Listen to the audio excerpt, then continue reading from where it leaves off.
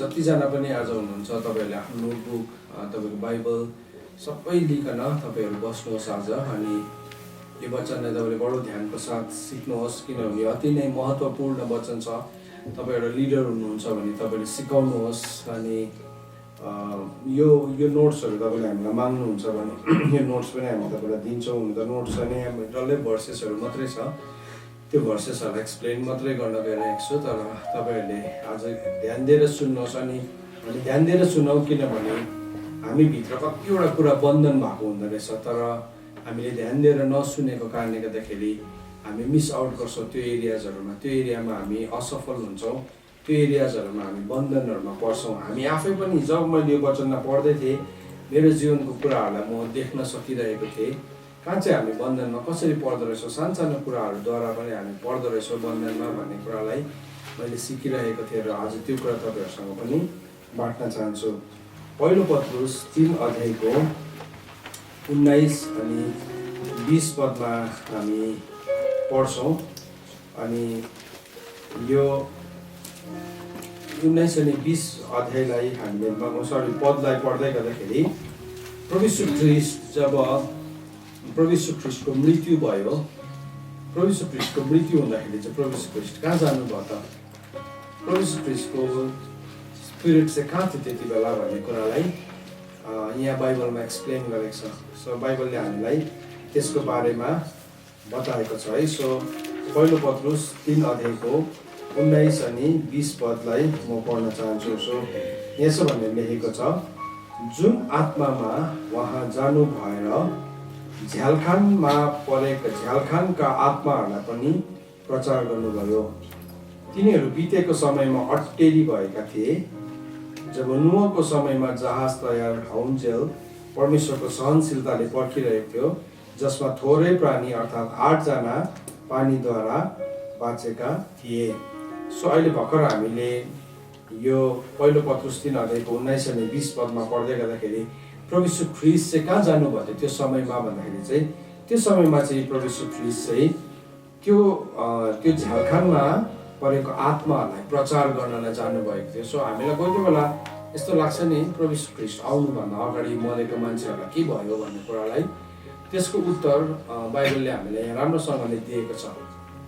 अनि तिनीहरूलाई झ्यालखानमा परेको आत्मा भनेको छ, स्पिरिट इन प्रिजन भनेको छ। तर यो स्पिरिट इन प्रिजन भएको मानिसलाई प्रभुले गएर सुसमाचार प्रचार गर्नुभयो। अनि अर्को ठाउँ भनेको छ उहाँसँग त्यो साँचाहरू छ, त्यसको साँचाहरू छ। अनि अर्को ठाउँमा यसरी पनि भनेको छ कि त्यसलाई नै त्यो डल्लै प्रिजनलाई नै प्रभुले आफूसँग तानेर लानुभयो भन्ने कुरा पनि हामीले एफिसीको किताबमा पढ्यो भने भेटाउँछ। सो त्यो डिटेल्समा म जान्दिनँ आज, तर आज हामी यहाँ के सिक्छौँ भन्दाखेरि चाहिँ कसरी चाहिँ एउटा मान्छे झ्यालखानमा पर्छ। सो यहाँ हामीलाई त्यति बताएको छ अनि यसलाई जति हामी कोट्याउँदै जान्छौँ, खोज्दै जान्छौँ, गहिरोले गहिरोलाई बोलाउँछ। तर आज एउटा व्यक्ति चाहिँ कसरी चाहिँ स्पिरिट इन प्रिजन हुन्छ अथवा प्रिजनर अफ वार, युद्धको बन्दी कसरी हुन्छ अथवा झ्यालखानमा कसरी पर्छ भन्ने कुराहरूलाई आज हामी सिक्छौँ। सो म तपाईँहरूलाई बताउन चाहन्छु हामी झ्यालखानमा चाहिँ कसरी पर्दो रहेछौँ भन्दाखेरि चाहिँ 3को 20 पदमा लेखेको छ। त्यसको एउटा उत्तर के भनेको छ भन्दाखेरि चाहिँ 3को 20 पदमा यसरी लेखेको छ, किनभने तिनीहरू बितेको समयमा अट्टेरी भएका थिए। हेर्नुहोस्, फर्स्ट रिजन चाहिँ एउटा मान्छे झ्यालखानमा चाहिँ कति बेला पर्दो रहेछ भन्दाखेरि चाहिँ अट्टेरीपनले डिसओबिडियन्ट भनेको छ।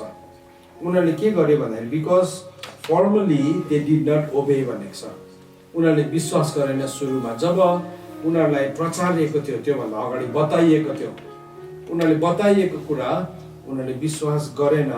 अनि त्यो अट्टेरीपनाले गर्दाखेरि है, डिसओबिडियन्ट भएको कारणले गर्दाखेरि, अट्टेरीपनाले गर्दाखेरि के भयो, उनीहरू चाहिँ झ्यालखानमा परे।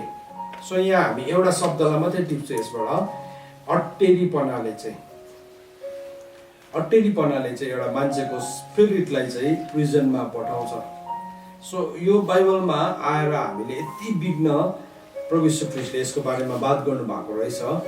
म तपाईँलाई एक एकवटा देखाउन चाहन्छु, इक्जाम्पल्सहरू दिन चाहन्छु आज। अनि त्यो इक्जाम्पल्सहरूलाई देखिकन आज हामी चेक गरौँ हामी कुन चाहिँ प्रिजनमा परेका छौँ, कसरी चाहिँ हामी एउटा युद्धको बन्दी बनिँदो रहेछौँ। सो त्यो कुरालाई प्रभु यीशु ख्रीष्टले मत्तीको किताब 5 अध्यायमा गएर एक्सप्लेन गर्न थाल्नुभयो। मत्तीको किताब 5 अध्यायमा गएर हामीले हेऱ्यौँ भने त्यहाँ प्रभुले विशेष गरिकन 6वटा ललाई प्रभुले के गर्नुभयो भने नि 6वटा व्यवस्थालाई प्रभुले रिएक्सप्लेन गर्नुभयो, एक्सप्लेन गर्नुभयो अथवा त्यसको गहिराईलाई प्रभुले बुझाउनु भयो। अनि परमेश्वरको वचन यशायाको किताब 42 अध्यायको 41 पद, अहिले म 5 अध्यायमा जान्छु, नसुर्ताउनुहोस्, तर यसको फाउन्डेसनलाई आज हामी बिल्ड गर्दछौँ है। सो यो बुझ्यो भने हामी स्वतन्त्र हुन सक्छौँ। बाइबलले भनेको छ सत्य के हो त्यो तिमीले जान्नेछौ अनि सत्यले चाहिँ तिमीलाई स्वतन्त्र तुल्याउँछ। सुन्नुहोस् है, स्वतन्त्रता चाहिँ अरू कुनै कुराले पनि तुल्याउन सक्दैन, त्यो चाहिँ सत्यले मात्र तुल्याउन सक्छ है। स्वतन्त्रता चाहिँ सत्यताले मात्रै हाम्रो जीवनमा ल्याउँछ। अनि परमेश्वरको वचनमा लेखेको छ कि यशायाको किताब 42 अध्यायको 21 पदमा यसरी लेखेको छ, आफ्नो धार्मिकताको खातिर व्यवस्थालाई ठुलो गर्न र त्यो महिमित पार्न परमप्रभुलाई खुसी लाग्यो भनेको छ।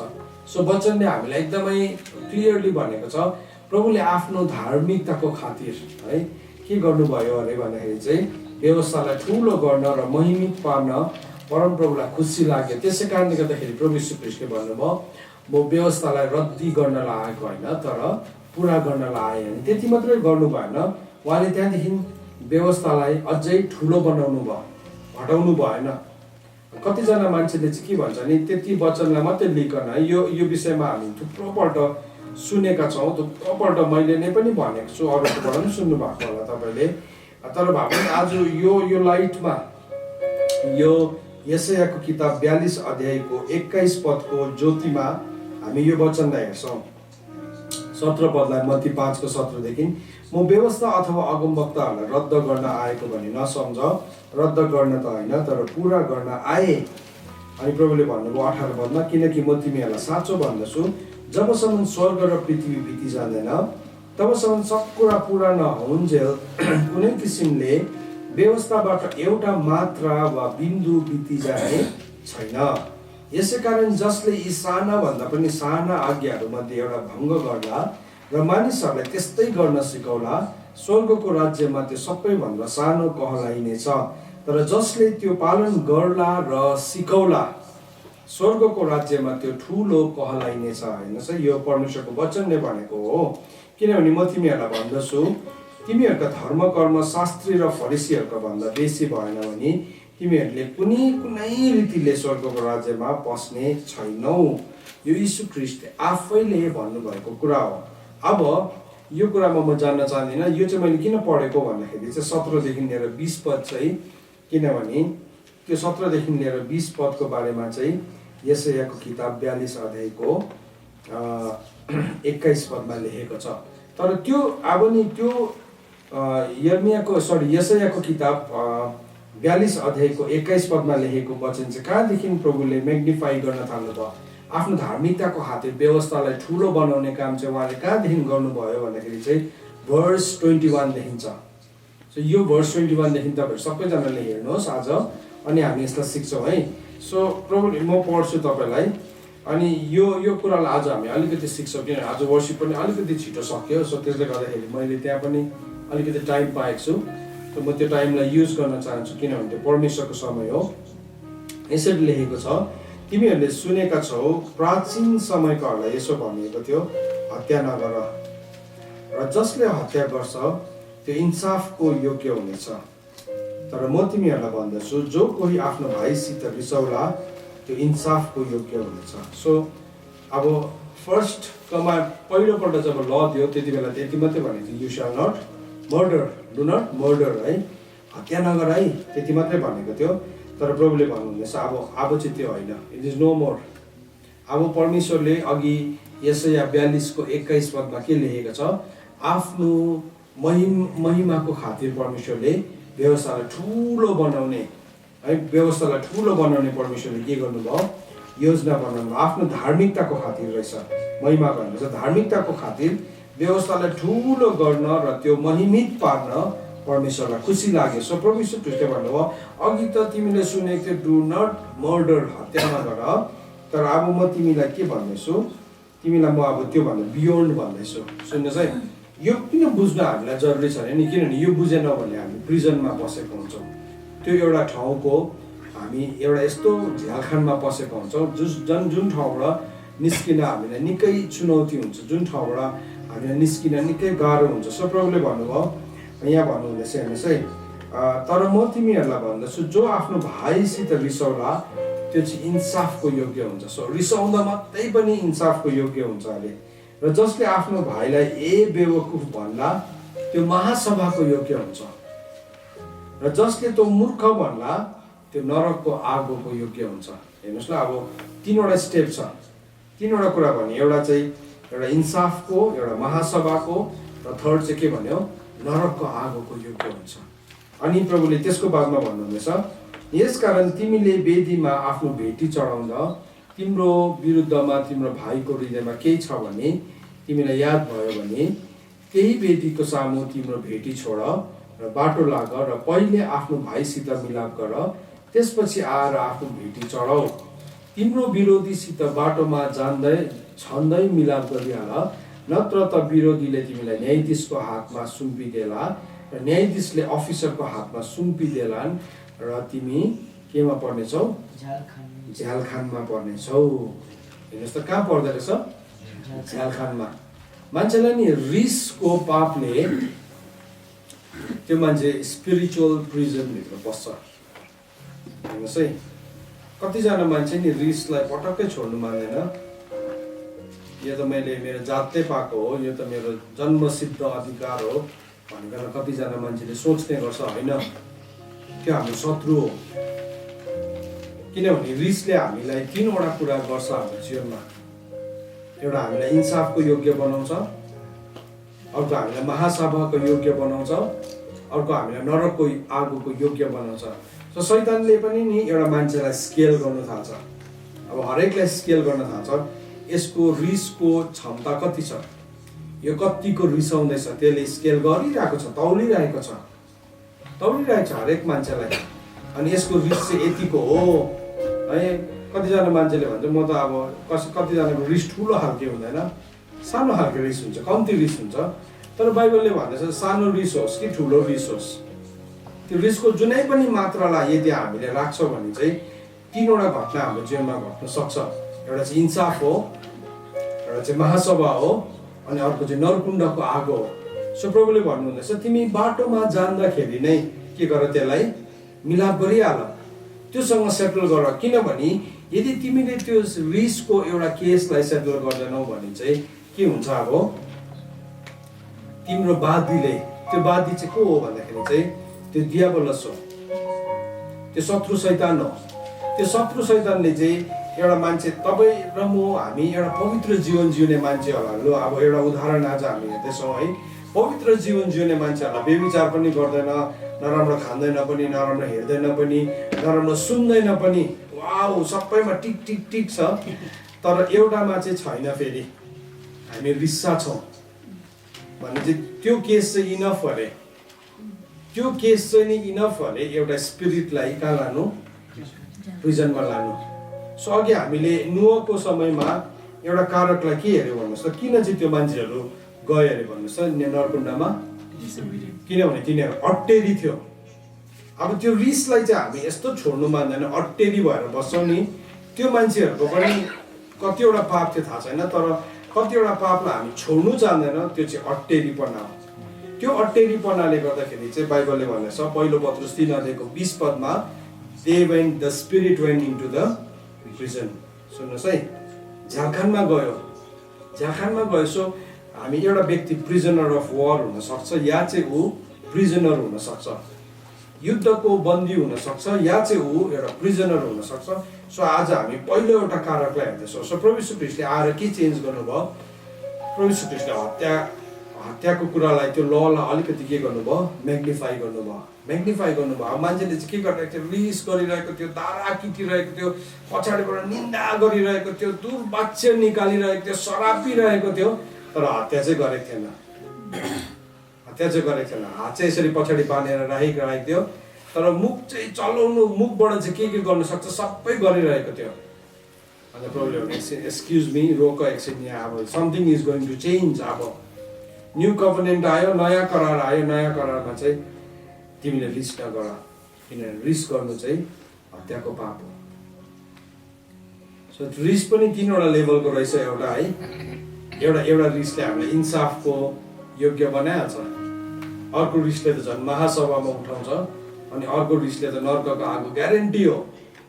सो हामी यो भनेर नबसौँ है, आज म बेविचार पनि गर्दिनँ, म नराम्रो खान्दिनँ पनि, नराम्रो हेर्दिनँ, प्रार्थनामै जीवन बिताउँछु, म प्रभुसँगै टाँसेर बसिरहन्छु, तर रिस त मेरो जातले पाएको हो नि, अट्टेरी हो त्यो चाहिँ म अट्टेरी भएको हो, म अट्टेरी हुँदैछु त्यसमा।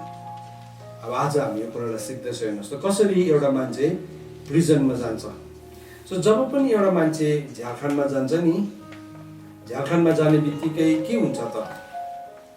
एउटा मान्छे प्रिजनमा जाने बित्तिकै के हुन्छ? तपाईँहरूलाई सोध्नु पर्यो, के हुन्छ? प्रिजनमा जाने बित्तिकै फर्स्टमा त उसलाई टर्चर हुन्छ होइन, एउटा कुरा टर्चर भयो। त्यहाँदेखि के भयो? त्यहाँदेखि उसको सम्बन्धहरू के हुन्छ? तोडिन्छ। केले गर्दाखेरि? झ्यालखानले गर्दाखेरि। किनभने आफ्नो मान्छेले पनि भेट्नु पाउँदैन नि त उसलाई, सम्बन्ध तोडिन थालिहाल्यो। त्यहाँदेखि के हुन्छ? ऊ एक्लो हुन्छ। त्यहाँदेखि के हुन्छ? त्यहाँदेखि त अब त्यो भएपछि के भयो? उसको लाइफमा अरू कुराहरू आउन थालिहाल्छ बिस्तारै बिस्तारै। उसलाई लाज आउँछ, घृणा आउँछ, एक्लोपन आउँछ, सम्बन्ध तोडिन्छ। त्यहाँदेखि ऊ निस्किने भने पनि उसलाई के गर्छ? मान्छेले नराम्रो दृष्टिकोणले हेर्न सक्छ। सो त्यस कारणले गर्दाखेरि चाहिँ त्यो प्रिजनमा चाहिँ शैतानले हामीलाई हाल्नु चाहन्छ। त्यसको कोसिस चाहिँ के छ भने नि, रिसद्वारा। एउटा राम्रो मान्छे हो, मैले भनिहालेँ अघि, उसले बेविचार पनि गर्दैन, उसले नराम्रो कुरा हेर्दैन, सुन्दैन, खाँदैन, गर्दैन, केही पनि छैन, तरै भए तापनि उसकोमा एउटा रिसले चाहिँ कहाँ पुर्याउँदो रहेछ भन्दाखेरि चाहिँ ऊ त्यो झ्यालखानभित्र पस्छ। त्यो झ्यालखानभित्र पसेपछि उसको थुप्रो राइट्सहरू, उसको थुप्रो फन्डामेन्टल राइट्सहरू के हुन्छ? आफै नै केही समयको लागि बन्द हुन्छ। उसको संवैधानिक अधिकारहरू, थुप्रो अधिकारहरू के हुन्छ? बन्द हुन्छ। किनभने ऊ कायरतामा पर्यो, ऊ कन्भिक्सनमा आयो, कन्भिक्ट भएको, ऊ दोषी ठहरिएको। अनि त्यो दोष तिमीलाई तिम्रो शत्रुले चाहिँ झ्यालखानमा पुर्याउनु भन्दा अगाडि नै प्रभुले के भन्नुहुँदैछ? त्यो कुरालाई मिलाप गर। सो जब पनि एउटा मान्छे एकदमै एक्सेसिभ एङ्गर या जुनै पनि लेभलको एङ्गर छ, कतिजनाले रिस देखाउँदैन, तर रिस चाहिँ के हुन्छ? उसले मनभित्र राख्छ। बाइबलले अन्तत भनेको छ रिस चाहिँ मूर्खको मनभित्र हुन्छ। रिस चाहिँ मूर्खको मनभित्र हुन्छ। बाइबलले भनेको छ रिसाउन छोड, यसले व्याकुलतातर्फ ढल्काउँछ। जब तँलाई रिस उठ्छ त्यति बेला आफ्नो ओछ्यानमा बसिकन गुन्नु, अनि सूर्य अस्त हुनुभन्दा पहिला नै तेरो रिसलाई के गर्नु? त्यसलाई हटाइहाल्नु, रिमुभ गरिहाल्नु भनेकन। अब शैतानले चाहिँ हामीलाई रिस उठाउनु चाहन्छ नि त। सो म कहाँ रिसाएको हो? उसले पो मलाई रिस उठाएको त हो। यस, ठिक भन्नुभयो, उसले तपाईँलाई रिस उठाएको। त्यो रिस उठाउने चाहिँ शैतान हो, त्यो व्यक्ति शैतान होइन, तर शैतानले त्यो व्यक्तिद्वारा काम गर्छ। अनि जब हामीले त्यसको रिसलाई किन्छौँ अनि हामी त्यसलाई अब खानु थाल्छौँ, त्यसले चाहिँ हामीलाई दोषी बनाउँछ, त्यसले चाहिँ हामीलाई दोषी बनाउँछ। अनि हामी के हुन्छौँ? हामी फस्छौँ।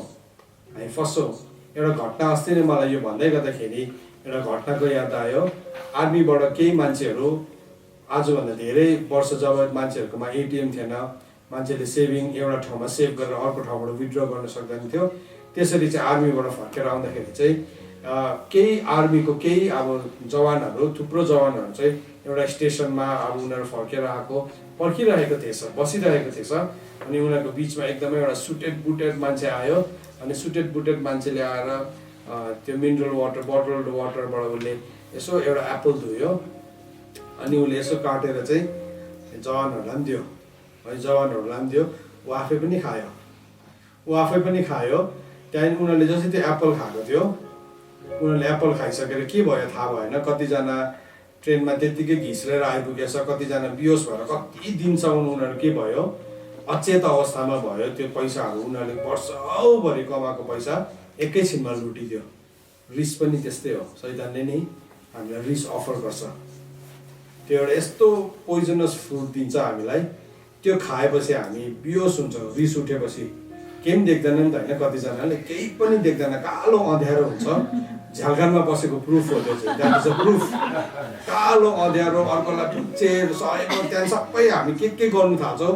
त्यो झ्यालखानमा पस्दाखेरि टर्चर हुँदाखेरि तपाईँलाई अहिले मैले आएर मजाले पिलासले हात चेप्टे थ्याङ्क यू भन्दै तपाईँ बस्नु है, दाँत किर्नुहुन्छ है, के गर्छ त्यो सबै हामी मेनिफेस्टेसन हुन्छ। खासमा त्यो मान्छे कहाँ पसेको हो? झ्यालखानमा पसेको। सुन्नुहोस् है, सो त्यहाँ पसिसकेपछि चाहिँ त्यसले हाम्रो सोच्ने तरिका, हाम्रो विचार गर्ने तरिका सबैलाई केमा ल्याउँछ? बन्धनमा ल्याउँछ। त्यहाँदेखि त्यहाँभित्र पसेपछि वान्स एकपल्ट त्यो झ्यालखानमा पसेपछि चाहिँ त्यसले हामीलाई सजिलोसँगले टर्चर गर्नु पाउँछ। किनभने हामी त्यसको प्रिजनमा पसेको, हामी के भयो? एउटा युद्धको बन्दी भयो, युद्धको बन्दी भयो। सो कतिजना मान्छे किन टर्मेन्टेड हुँदैछ उनीहरूको ड्रिममा, उनीहरूको जीवनमा डेलिभरेन्स आएर पनि, छुटकारा आएर पनि फेरि किन त्यो कुराहरू रेकरिङली, त्यो नराम्रो सपना, फिल्दी ड्रिम्स है, या उसलाई ऐठन पार्ने कुराहरू, उसलाई सताउने कुराहरू किन उसको जीवनमा आउँदैछ भन्दाखेरि चाहिँ किनभने यो रिसको एरियामा त्यो मान्छे अट्टेरी छ। सो आज जब हामी प्रार्थना गर्छौँ नि, हामी व्यक्तिगत छुटकाराको प्रार्थना छ। आज पहिलो बुधामा फर्स्ट पोइन्टमा 3वटा पोइन्टमा हामी प्रार्थना गर्नेवाला छौँ। सो फर्स्ट हाफ चाहिँ त्यो हो। सो त्यो प्रार्थना गर्दै गर्दाखेरि नि हामी व्यक्तिगत छुटकाराको लागि प्रार्थना गरौँ। हामीलाई अहिले यो वचन सुन्दाखेरि पनि हाम्रो स्वभाव चाहिँ के छ भने नि, फलानुले सुन्नुपर्ने हो आज यो वचन त, हामीलाई त्यस्तो लागिहाल्छ होइन, यो वचन तपाईँले सुन्नुपर्ने हो, मैले सुन्नुपर्ने हो। त्यसले गर्दाखेरि आज हामी यो जुमभित्र छौँ, हामी युट्युबभित्र छौँ होइन भने हामी हुने थिएन। यो चान्स छैन, this is not a chance. परमेश्वरले आज हामीलाई सत्यद्वारा स्वतन्त्र गराउन चाहनुहुन्छ। सो प्रभु यीशु ख्रीष्टले ललाई कहाँ ग्लोरिफाई गर्नुभयो? फर्स्ट थिङमा त्यहाँ ग्लोरिफाई गर्नु। प्रभु चोर्ने विषयमा बेसी कुरा गर्नु भएन, किन नचोर्नु भनेर त सरकारको युनिभर्सल ल हो नि त, त्यो त संसारको सरकारले पनि चोर्यो भने कहाँ हालिदिन्छ? झ्यालखानमा हालिदिन्छ। नचोर्नु भन्ने बेसी भनेन, भनेको छ। तर यो एउटा ललाई प्रभु यीशु ख्रीष्टले यति साह्रो बेसी म्याग्निफाई गर्नुभयो। रिस र हत्या चाहिँ एउटै है, जो चाहिँ आफ्नो भाइसँग रिसाउँछ त्यो चाहिँ हत्यारा हो भनेको छ। सो रिस चाहिँ मूर्खको मनमा हुन्छ। सो हामी नसम्झौँ यसको रिस भयङ्कर छ, मेरो चाहिँ कम्ती छ, त्यसले गर्दाखेरि म चाहिँ केही कुराको पनि योग्य छुइनँ होइन। सानो रिस पनि इन्साफको योग्य छ, इन्साफको योग्य छ। सानो रिस पनि है, मझौले रिस पनि के छ? महासभाको योग्य छ। भयङ्कर रिस त झन् सिधै नरक हो। सो त्यो प्रिजनबाट निस्किन्छ होला एक दिन एउटा मान्छे, तर कहाँ पुग्छ? नरकुण्डमा पुग्छ। अन्त त थुप्रो नरकको दर्शन देख्नेहरूले, पातालको दर्शन देख्नेहरूले के गर्दैछ? रिसा मान्छेले चाहिँ नरकमा पनि उकालो ढुङ्गा ठेल्दै थियो। अस्ति मैले सुन्दै थिएँ एकजनाको, एउटा मान्छे चाहिँ एकदमै राम्रो प्रभुमा तर साह्रै रिस्सा, अनि त्यो मान्छेलाई त नरकमा पो देखेँ अरे। कसरी चाहिँ आयो भन्दाखेरि चाहिँ यो मान्छे चाहिँ यति साह्रो रिस्सा थियो।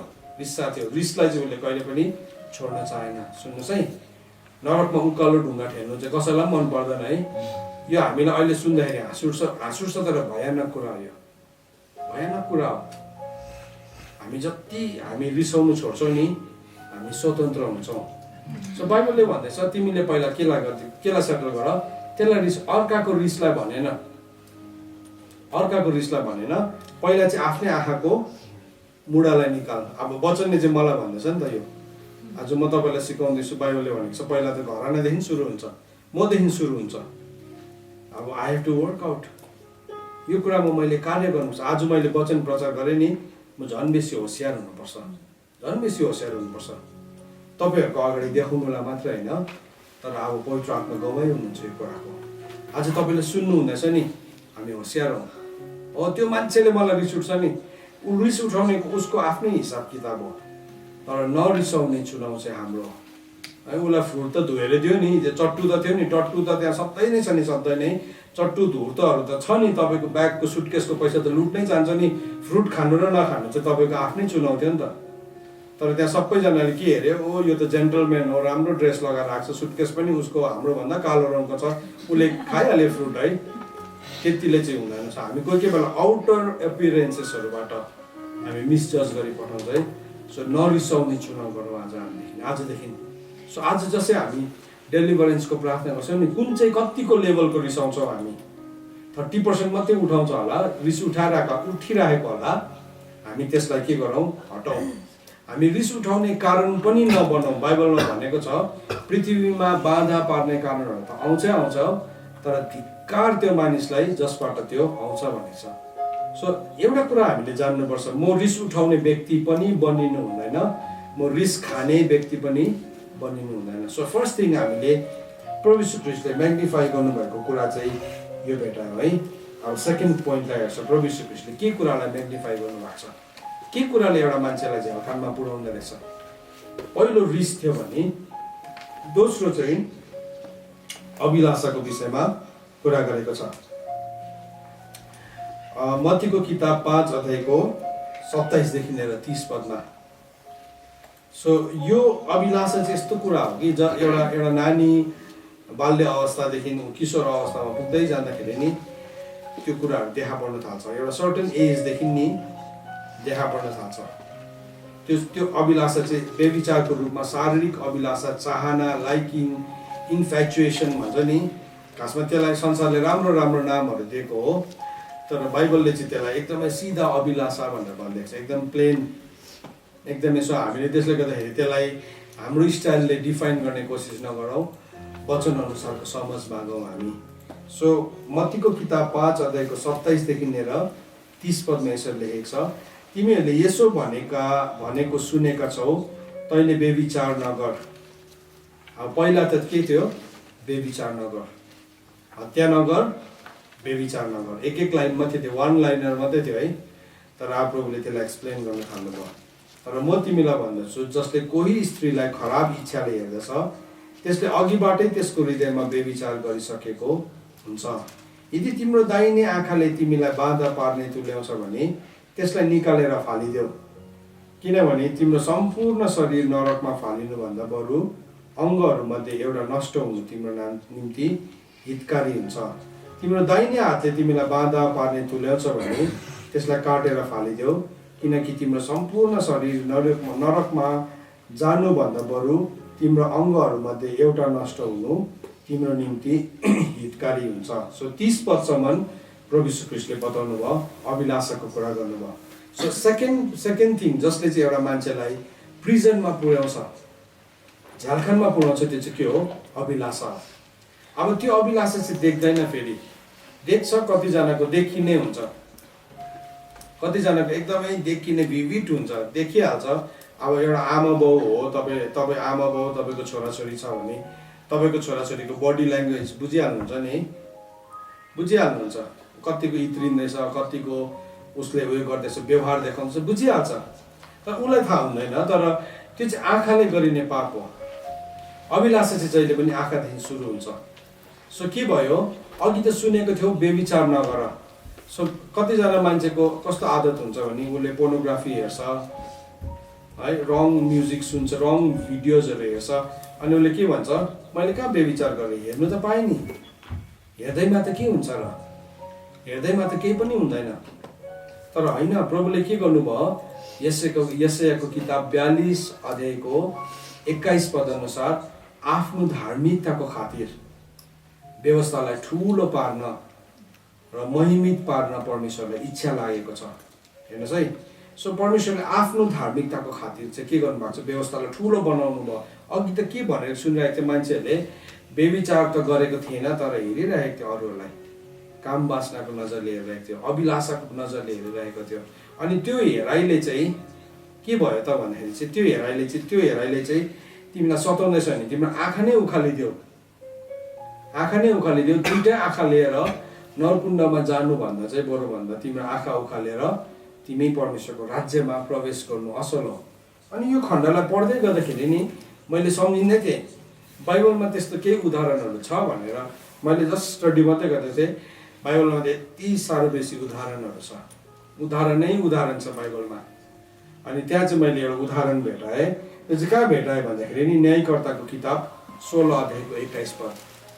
तपाईँ सबैले खोल्नुहोस् त, न्यायकर्ताको किताब 16 अध्यायको 21 पद। अघि भने नि तिम्रो आँखाले चाहिँ तिमीलाई बाधा दिन्छ भने बरु आँखै उखालेर फ्याँक्दियो भनेको है। अनि यहाँ चाहिँ साँच्चै नै आँखै उखालेर फ्याँक्दिएको रहेछ। सो यो कसको चाहिँ आँखा उखालेर फालेको रहेछ अब तपाईँले गेस गरिसक्नुभयो होला है। एनिवेज हामी यसो पढौँ है। यहाँ चाहिँ आँखै उखालेर फाल्दैछ साँच्चै नै। अब यो चाहिँ मैले कसको बारेमा भनेको भन्दाखेरि चाहिँ स्यामसनको बारेमा भनेको है। अब स्यामसन त एउटा नाजरी थियो, नाजराइट थियो। परमेश्वरले स्यामसनलाई बचाउनै चाहनुहुन्थ्यो, तर स्यामसनको आँखामा चाहिँ साह्रै प्रब्लम थियो। उसले के गरेको छ, एभ्री टाइम एउटा स्त्रीलाई देख्ने बित्तिकै, एउटा केटीलाई देख्ने बित्तिकै ऊभित्र एउटा काम बाँच्न सुरु भइरहेको थियो। एउटा माइटी प्रभुले छान्नु भएको नाजराइट थियो, तर उसको प्रब्लम उसको आँखासँग थियो। सो उसले के गर्यो, जे देखे त्यही चाहियो उसलाई है, त्यही देखेको।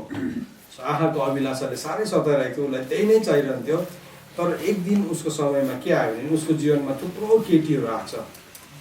मतलब अब यो स्यामसनको मात्रै भनेको होइन, अब अरू यो त 22 वर्ष हो नि त, यो यता मतलब दुईजनाको लागि नै दिएको उदाहरण है। तर स्यामसनको हामी एउटा नाजरीकोलाई देख्छौँ, कसरी परमेश्वरले एउटा नाजरीलाई बचाउन चाहनुभयो, कसरी परमेश्वरले उसलाई बचाउनु पनि भयो। तर त्यो मान्छे कस्तो भयो भन्दाखेरि चाहिँ आँखा उखालेर बचाइयो। सो जुन चाहिँ कुराले नि मान्छेलाई नि पाप गर्नु लगाइरहेको छ नि, त्यसलाई यदि हामीले कन्ट्रोल गरेनौँ भने चाहिँ एक दिन के हुन्छ, कसैले त्यसलाई भचाइदिन्छ या कसैले त्यसलाई उखालिदिन्छ। सुन्नुहोस् है जवान छोराहरू छोरीहरू, सुन्नुहोस्, आज यहाँ बसिराख्नु भएको छ।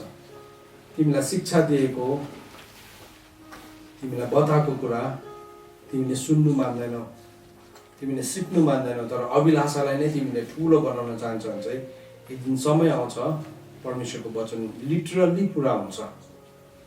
लिटरली तपाईँले कल्पना गर्न सक्नुहुन्छ तपाईँको आँखा उखालिदिँदाखेरि कस्तो हुन्छ। कुन चाहिँ सही हो, इन्टरनेट सटडाउन गर्न सजिलो हो कि आँखा उखाल्नु?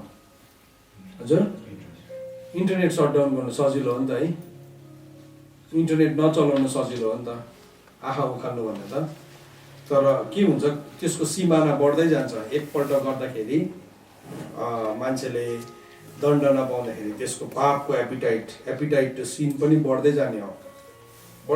सो यहाँ 16:21 पढ्नुहोस् त। अब स्यामसनको डल्लै कथा भनिरहने मसँग फुर्सद छैन, आज हामी त्यो डल्लै पढ्दैनौँ। तर यसो भनेर लेखेको छ, पलिस्तीहरूले तिनलाई पक्रे र तिनको आँखा निकालिदिए। अघि प्रभुले के भन्नुभएको थियो, मत्तीको किताब 5 अध्यायको 29 पदमा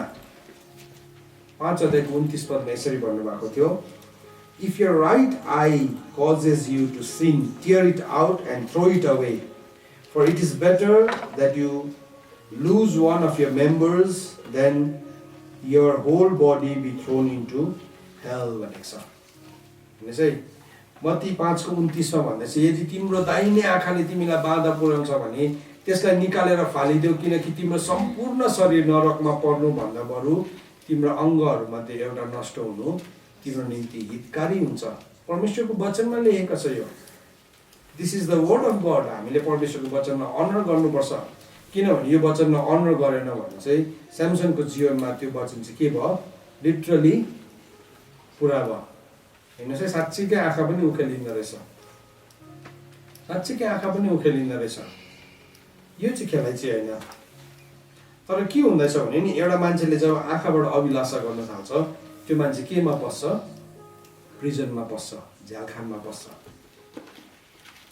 सो त्यो आँखा आफ्नो नजरलाई ठिकसँगले नराख्दाखेरि चाहिँ त्यो मान्छे झ्यालखानमा पस्छ। दाउदले भनेको छ नि, तपाईँको विरुद्धमा पाप नगरौँ भनेर मैले तपाईँको वचनलाई सधैँ नै मैले मेरो आँखाको अगाडि राखेको छु। हटाए नि उसले उसको जीवनबाट एक दिन के भयो, he went into exile। झ्यालखानमा पर्यो, आफ्नै छोराले उसलाई एक्जाइल गरेको छ, ऊ वनवास भएको छ।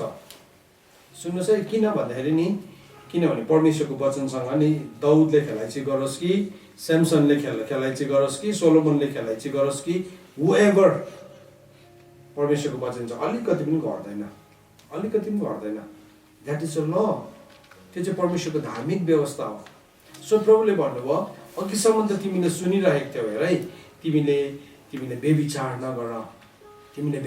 नगर, तर म तिमीहरूलाई भन्दैछु, कसैले एउटा स्त्रीलाई काम बाँच्नको नजरले हेर्न थाल्छ, अब तपाईँ एउटा किशोर अवस्थामा पुगेको हो भने नि एउटा एजदेखि चाहिँ के हुन्छ, उसलाई अघिको खेलाउने त्यो टोइजहरू मन पर्दैन, अहिलेको त्यो पिस्तोलहरू मन पर्दैन, उसलाई अर्कै उसको आँखाले मन पराउने चिजहरू देख्न थाल्छ। अनि त्यसलाई उसले के भन्छ, इन्फ्याचुएसन भन्छ, त्यसलाई उसले लाइकिङ भन्छ। त्यति मात्रै भन्दैन, त्यहाँदेखि अब त्यो हेर्ने तरिका, भन्ने तरिका अर्कै हुन्छ। त्यसले चाहिँ के हुन्छ, अब त्यसले चाहिँ भित्र एउटा प्रिजनलाई सुरु गर्छ। अनि त्यो मान्छे यस्तो प्रिजनभित्र पस्छ, त्यसले गर्दाखेरि चाहिँ हत्या, मृत्यु के आउँछ। हामीले बाइबलमा हेऱ्यो भने अब्सालोमको घटना हामी देख्छौँ। दाउदको छोरा अब्सालोम, जसले चाहिँ आफ्नै बहिनी तामारलाई देखिकन उसकोमा अभिलाषा आयो। अनि त्यो अभिलाषाले के भयो, उसलाई यस्तो ठाउँमा पुर्यायो, ऊ एउटा झ्यालखानमा पर्यो, ऊ एउटा यस्तो प्रिजनमा पर्यो। त्यो प्रिजनमा उसले के गर्यो, त्यो उसको बहिनीलाई पनि उसले रेप गर्यो।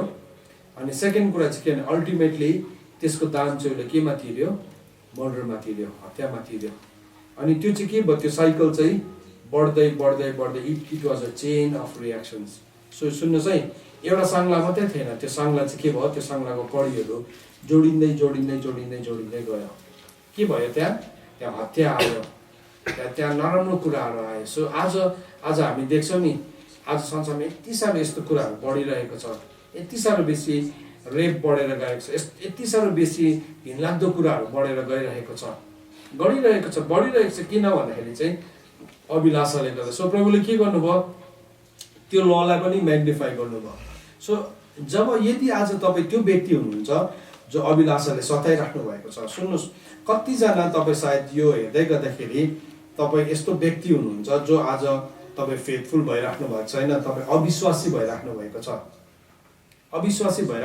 अनि तपाईँलाई यस्तो लागिरहेको छ कि मेरो अविश्वासीको चाहिँ मैले यो पापबाट चाहिँ केही पनि हुँदैन, यसबाट केही पनि हुँदैन, यो मेरो हार्ट, मेरो हृदयले भनेको हो, मैले हृदयको रुचिलाई मैले फलो गरेको होइन। तपाईँको खुट्टा नि तपाईँले नरकुण्ड जाने बाटोमा राखिराख्नु भएको छ। यदि आज कोही यस्तो व्यक्ति हुनुहुन्छ, तपाईँ यो वचन सुन्दै हुनुहुन्छ भने चाहिँ तपाईँले आफ्नो खुट्टा नरकुण्ड जाने बाटोमा राख्दै हुनुहुन्छ। आज तपाईँले पश्चाताप गर्नुहोस्। बाइबलले भन्छ, परमेश्वरको वचन 2 कोरिन्थी 6:12 भन्छ, ग्रहणयोग्य समय चाहिँ अहिले हो। 6:2 भन्छ, ग्रहणयोग्य समय अहिले हो, उद्धारको दिन अहिले हो। आज तपाईँ पश्चाताप गर्नुहोस्। आज भन्नुहोस्, यो अभिलाषाको आत्मा मेरो जीवनबाट निस्कित हो। आज तेरो मेरो जीवनमा कुनै पनि ठाउँ छैन, तँलाई म नासरतको यीशु मसीहको नाउँमा निस्किने आज्ञा गर्दछु। माया नगर्नुहोस् त्यसलाई। पापले नि एकैछिन सुख दिन्छ, तर अन्तमा चाहिँ त्यो यति साह्रो तितो हुन्छ। बाइबलमा भनेको छ, त्यसको मुखबाट चाहिँ फर्स्टमा त तेल जस्तै चुहिएको थियो, मह जस्तै चुहिएको थियो, तर बादमा गएर यति साह्रो तितो भयो। सो के हुन्छ, त्यो कन्सिक्वेन्सेसहरू चाहिँ एकदमै लामो कन्सिक्वेन्सेसहरू हुन्छ। कतिजनाले आफ्नो विवाहसँग तपाईँ फेथफुल भइराख्नु भएको छैन होला, तपाईँले आफ्नो युवा अवस्थाको पत्नीसँग तपाईँले विश्वास योग्यता देखाइराख्नु भएको छैन, पत्नी या पतिसँग। किन भन्दाखेरि अभिलाषाको कारणले गर्दाखेरि। अभिलाषा तपाईँलाई अब तपाईँको पत्नी मनै पर्नु छोड्यो, तपाईँको पति मनै पर्न छोड्यो, तपाईँले अघि त कस्तो राम्रो देखेको अब त देख्नै छोड्यो। हेर्नुहोस् है, अब तपाईँले फ्लर्ट गर्दै हुनुहुन्छ। फ्लर्टिङ चाहिँ नि आजको दिनमा संसारमा एउटा कमन कुरा हो। वर्क प्लेसमा है, मतलब विभिन्न ठाउँमा मान्छेहरूले फ्लर्टिङ गरिरहेको हुन्छ। अनि त्यो चाहिँ एउटा गुड कमेन्ट भइरहेको छ। फ्लर्ट गर्ने मान्छेलाई चाहिँ एउटा बेविचारी भनेर चिनिँदैन, तर उसलाई चाहिँ स्मार्ट भनेर चिनिन्छ। तर परमेश्वरको वचनले चाहिँ त्यसलाई स्मार्ट भन्दैन। बाइबलमा भनेको छ बेविचार गर्नेहरूको भाग चाहिँ नरकुण्ड हो भनेको छ। सो त्यो पनि के हुन्छ, अल्टिमेटली त्यो नरकुण्डमै एन्ड हुन्छ। सो त्यस कारणले गर्दाखेरि चाहिँ आज त्यो ठाउँमा तपाईँ हुनुहुन्छ भने तपाईँ निस्किनुहोस्। बाइबलमा नि त्यसलाई दुईवटा टर्म दिएको छ, एउटा बेविचार भनेको छ, अर्को चाहिँ इङ्ग्लिसमा चाहिँ एडल्ट्री भनेको छ, अर्को फोर्निकेसन भनेको छ। दुईवटा भिन्दै टर्म हो। जुन चाहिँ मान्छे विवाह गरेको छैन र उसले अभिलाषापूर्वक हेर्दैछ त्यो बेविचार हो।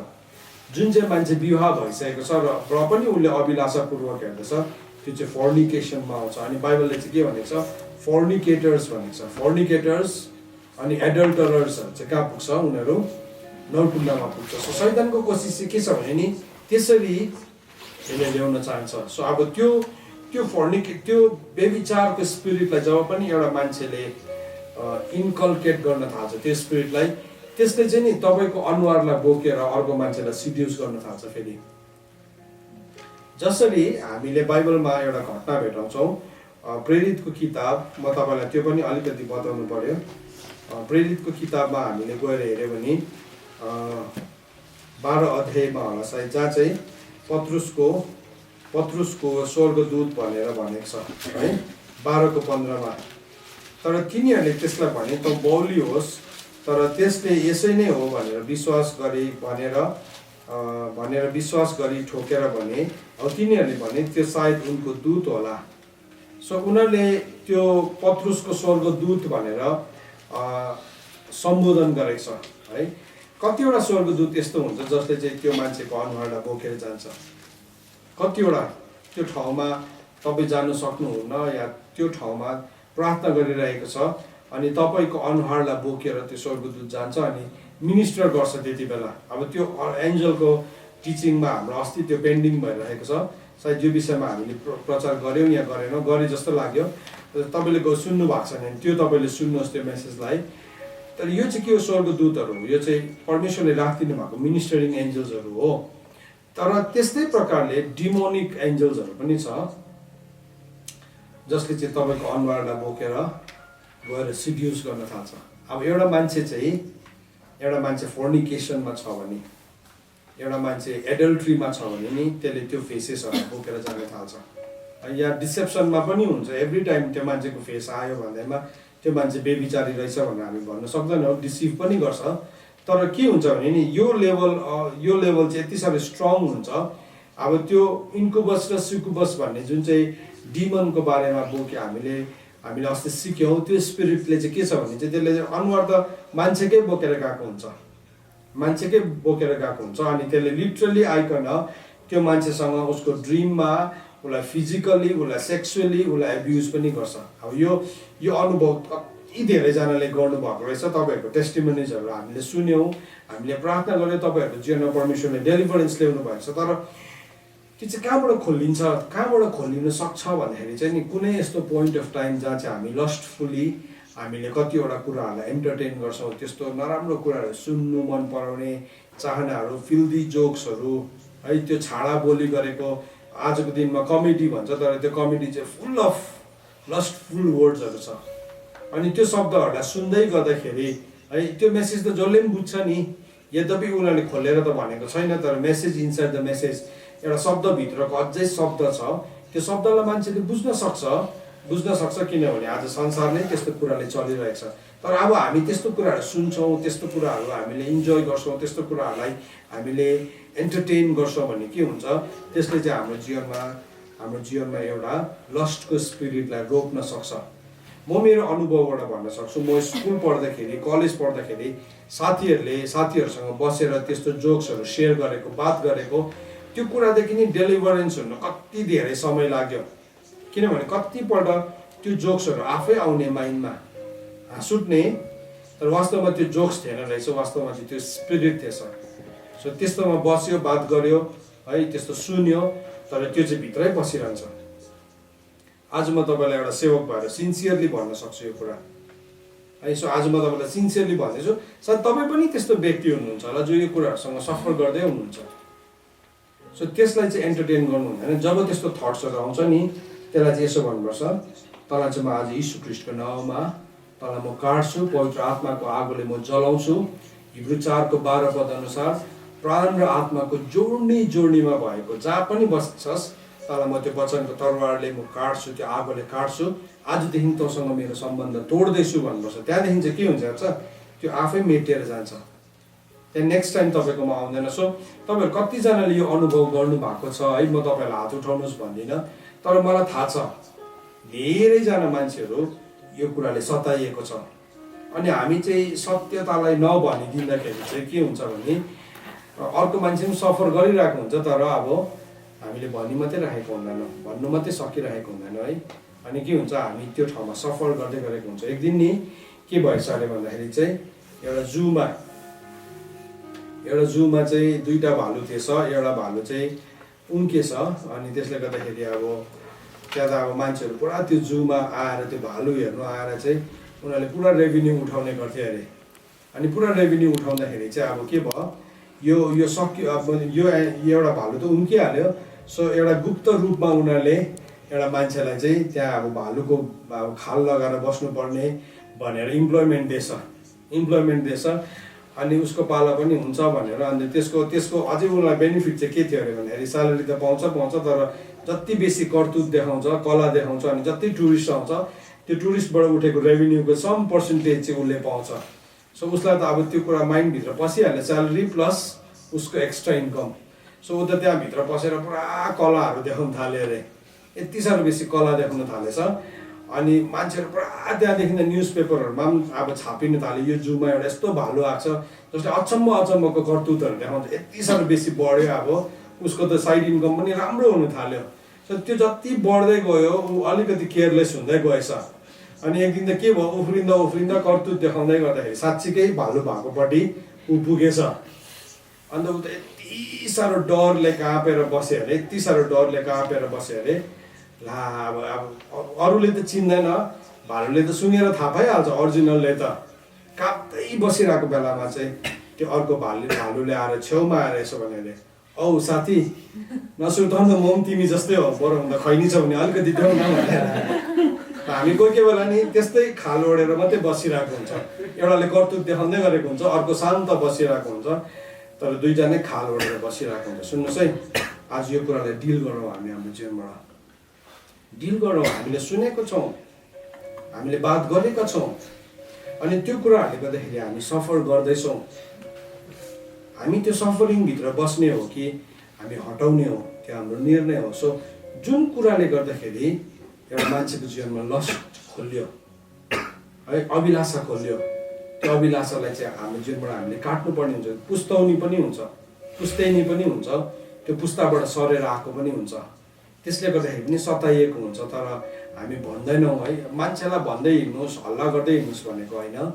तर हामीले प्रभुसँग जब हामी मानिलिन्छौँ, प्रभुको अगाडि, हो प्रभु यो ठाउँमा मैले गरेको हो, यो गरेको, मैले सफर गरेको हो, आज चाहिँ म तपाईँको नाममा काट्छु भने चाहिँ नि त्यो ठाउँ काटिन्छ। अनि याद राख्नुहोस्, त्यो चाहिँ थुप्रो लेयर्स भएर बसेको हुन्छ, त्यस्तो घटनाहरू चाहिँ थुप्रो पन्ना जस्तै भएर बसेको हुन्छ, थुप्रो मोटो किताब जस्तै भएर बसेको हुन्छ, एउटा मात्रै पन्ना च्यातेको हुन्छ, फेरि अर्को पालि आउँछ। सो त्यो पन्नालाई चाहिँ तबसम्म तपाईँले च्यातिरहनुहोस् जबसम्म चाहिँ त्यो किताबको सबै पन्ना सकिँदैन, किताब सबै सकिँदैन, त्यसलाई हामीले च्यात्नु पर्ने हुन्छ। सो त्यो चाहिँ के हो, त्यो चाहिँ लस्ट हो। सो लस्टले पनि के गर्दछ, एउटा मान्छेलाई स्पिरिट इन प्रिजन। सो त्यो मान्छेले के गर्छ, अब यो मान्छेकोमा रिस छैन है, फेरि यो मान्छेकोमा रिस छैन, तर यो मान्छेकोमा अभिलाषा छ, उसले प्रार्थना गर्छ, उसले वचन सेयर गर्छ, उसले अरूहरूलाई पनि भन्छ, तर आफै चाहिँ फेरि लस्टसँग सफर गर्दै गरेको हुन्छ।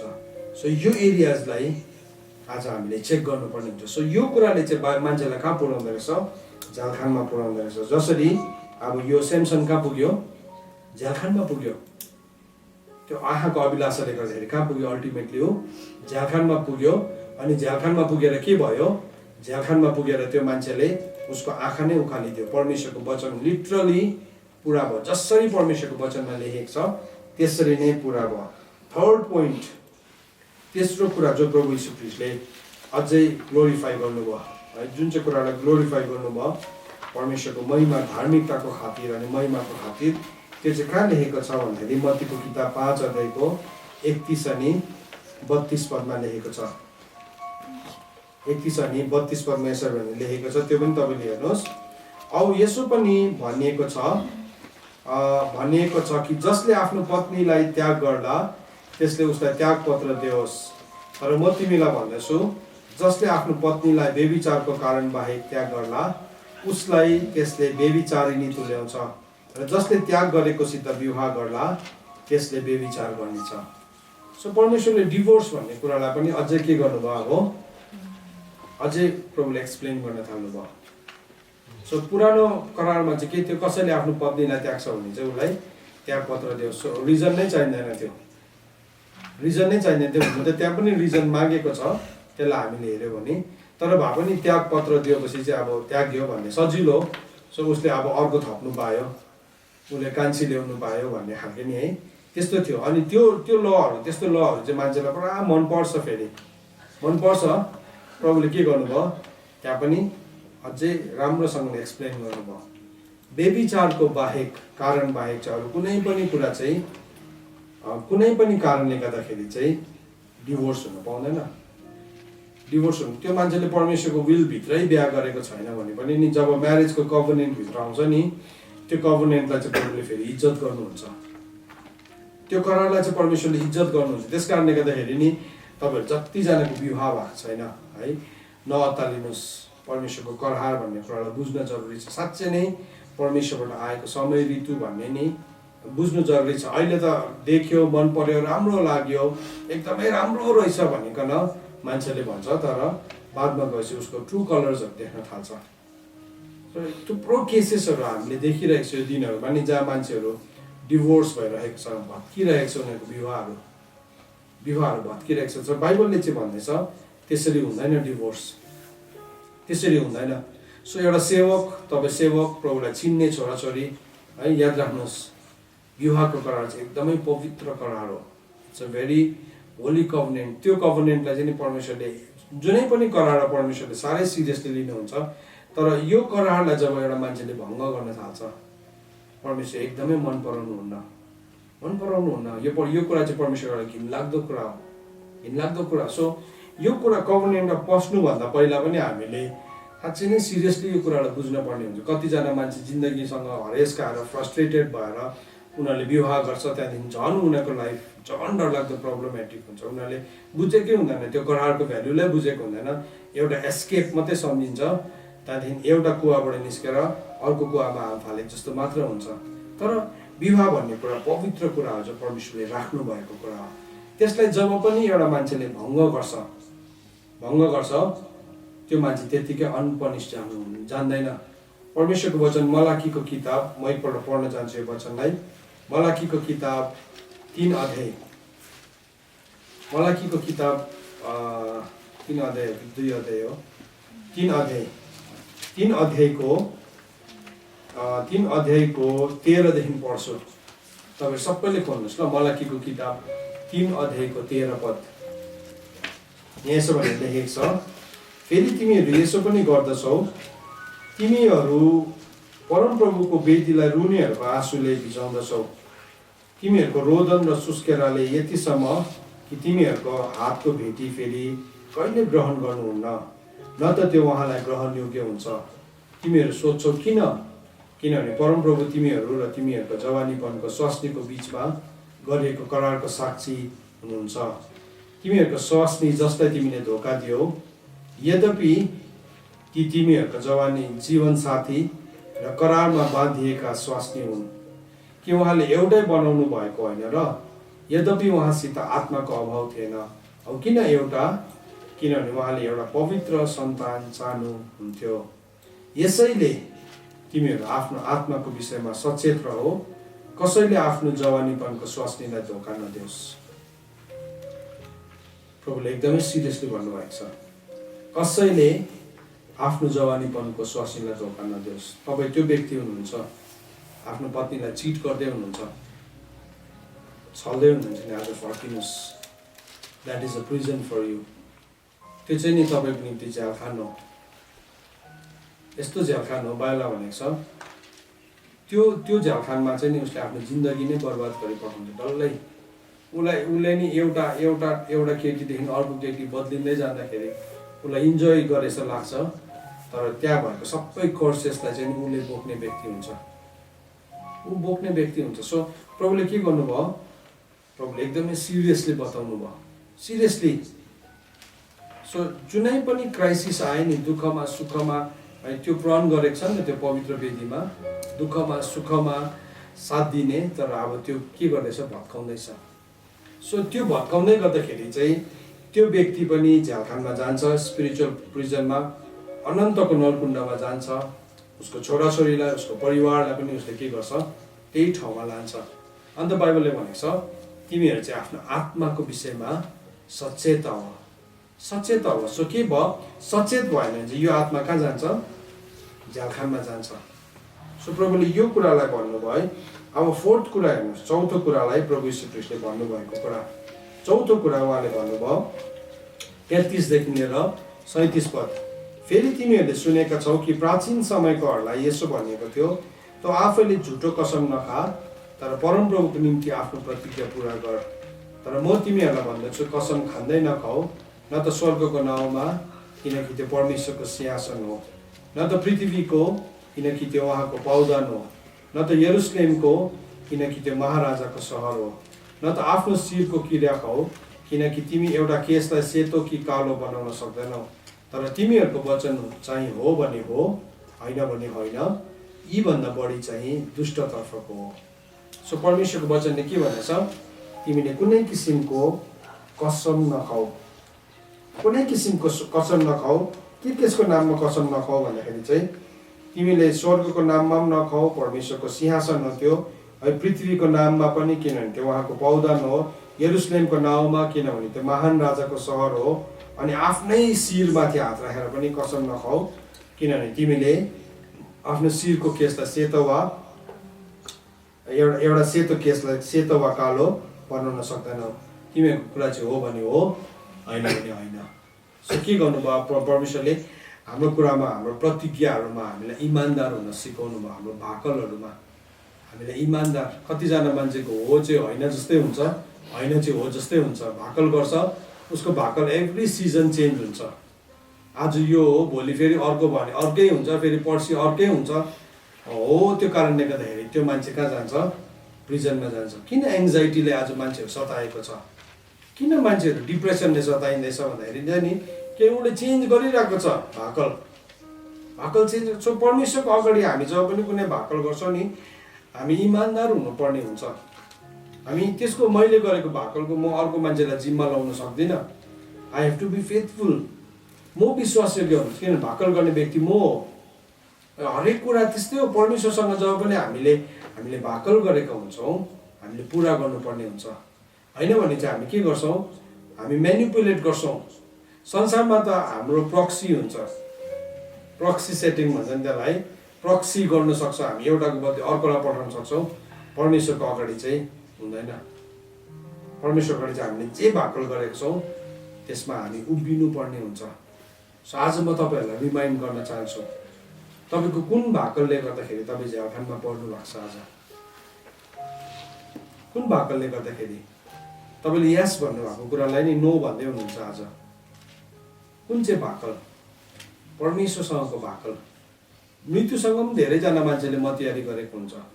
कतिजना मान्छे नि इमोसनमा आएर पनि मृत्युसँग गरेको हुन्छ मतियारी, त्यो अर्कै कुरा। परमेश्वरसँग गरेको भाकल के छ भने चाहिँ मृत्युसँग गरेको मतियारीलाई हामी यीशु ख्रीष्टको नाउँमा अनि रगतमा त्यसलाई हामी काट्न सक्छौँ। प्रभु यीशु ख्रीष्टले कलोसी 2:14 अनुसार त्यसको मूल्यलाई चुकाउनु भएको छ।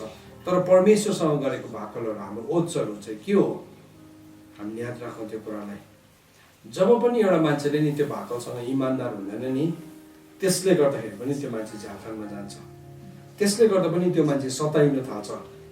किनभने आज उसको कुरा एउटा छ, भोलि अर्को छ। अन्त त बाइबलले भनेको छ तिमीहरूको कुरा चाहिँ हो भने हो, होइन भने होइन, त्योभन्दा बढी चाहिँ दुष्टतर्फबाट हो। सो प्रभुले हामीलाई त्यो कुरा बताउनु भएको छ। जस्तै प्रेसर आयो भने पनि, अब बाइबलमा के भनेको छ, धर्मात्माले चाहिँ के गर्छ, आफ्नो हानि हुँदाखेरि पनि उनले आफ्नो कुरालाई बदलिँदैन।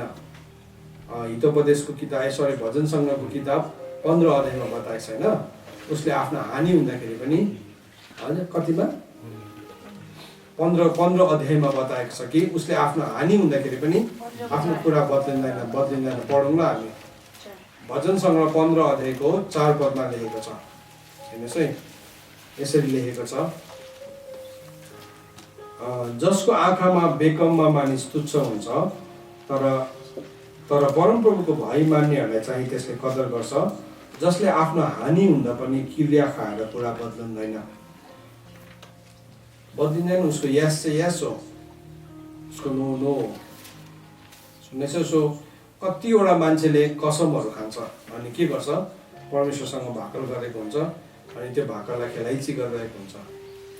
होइन, आज नि तपाईँ प्रार्थना गर्ने व्यक्ति हुनुहुन्छ होला, तपाईँले प्रभुलाई भन्नुभएको छ होला, प्रभु म वेदीमा उभिन्छु।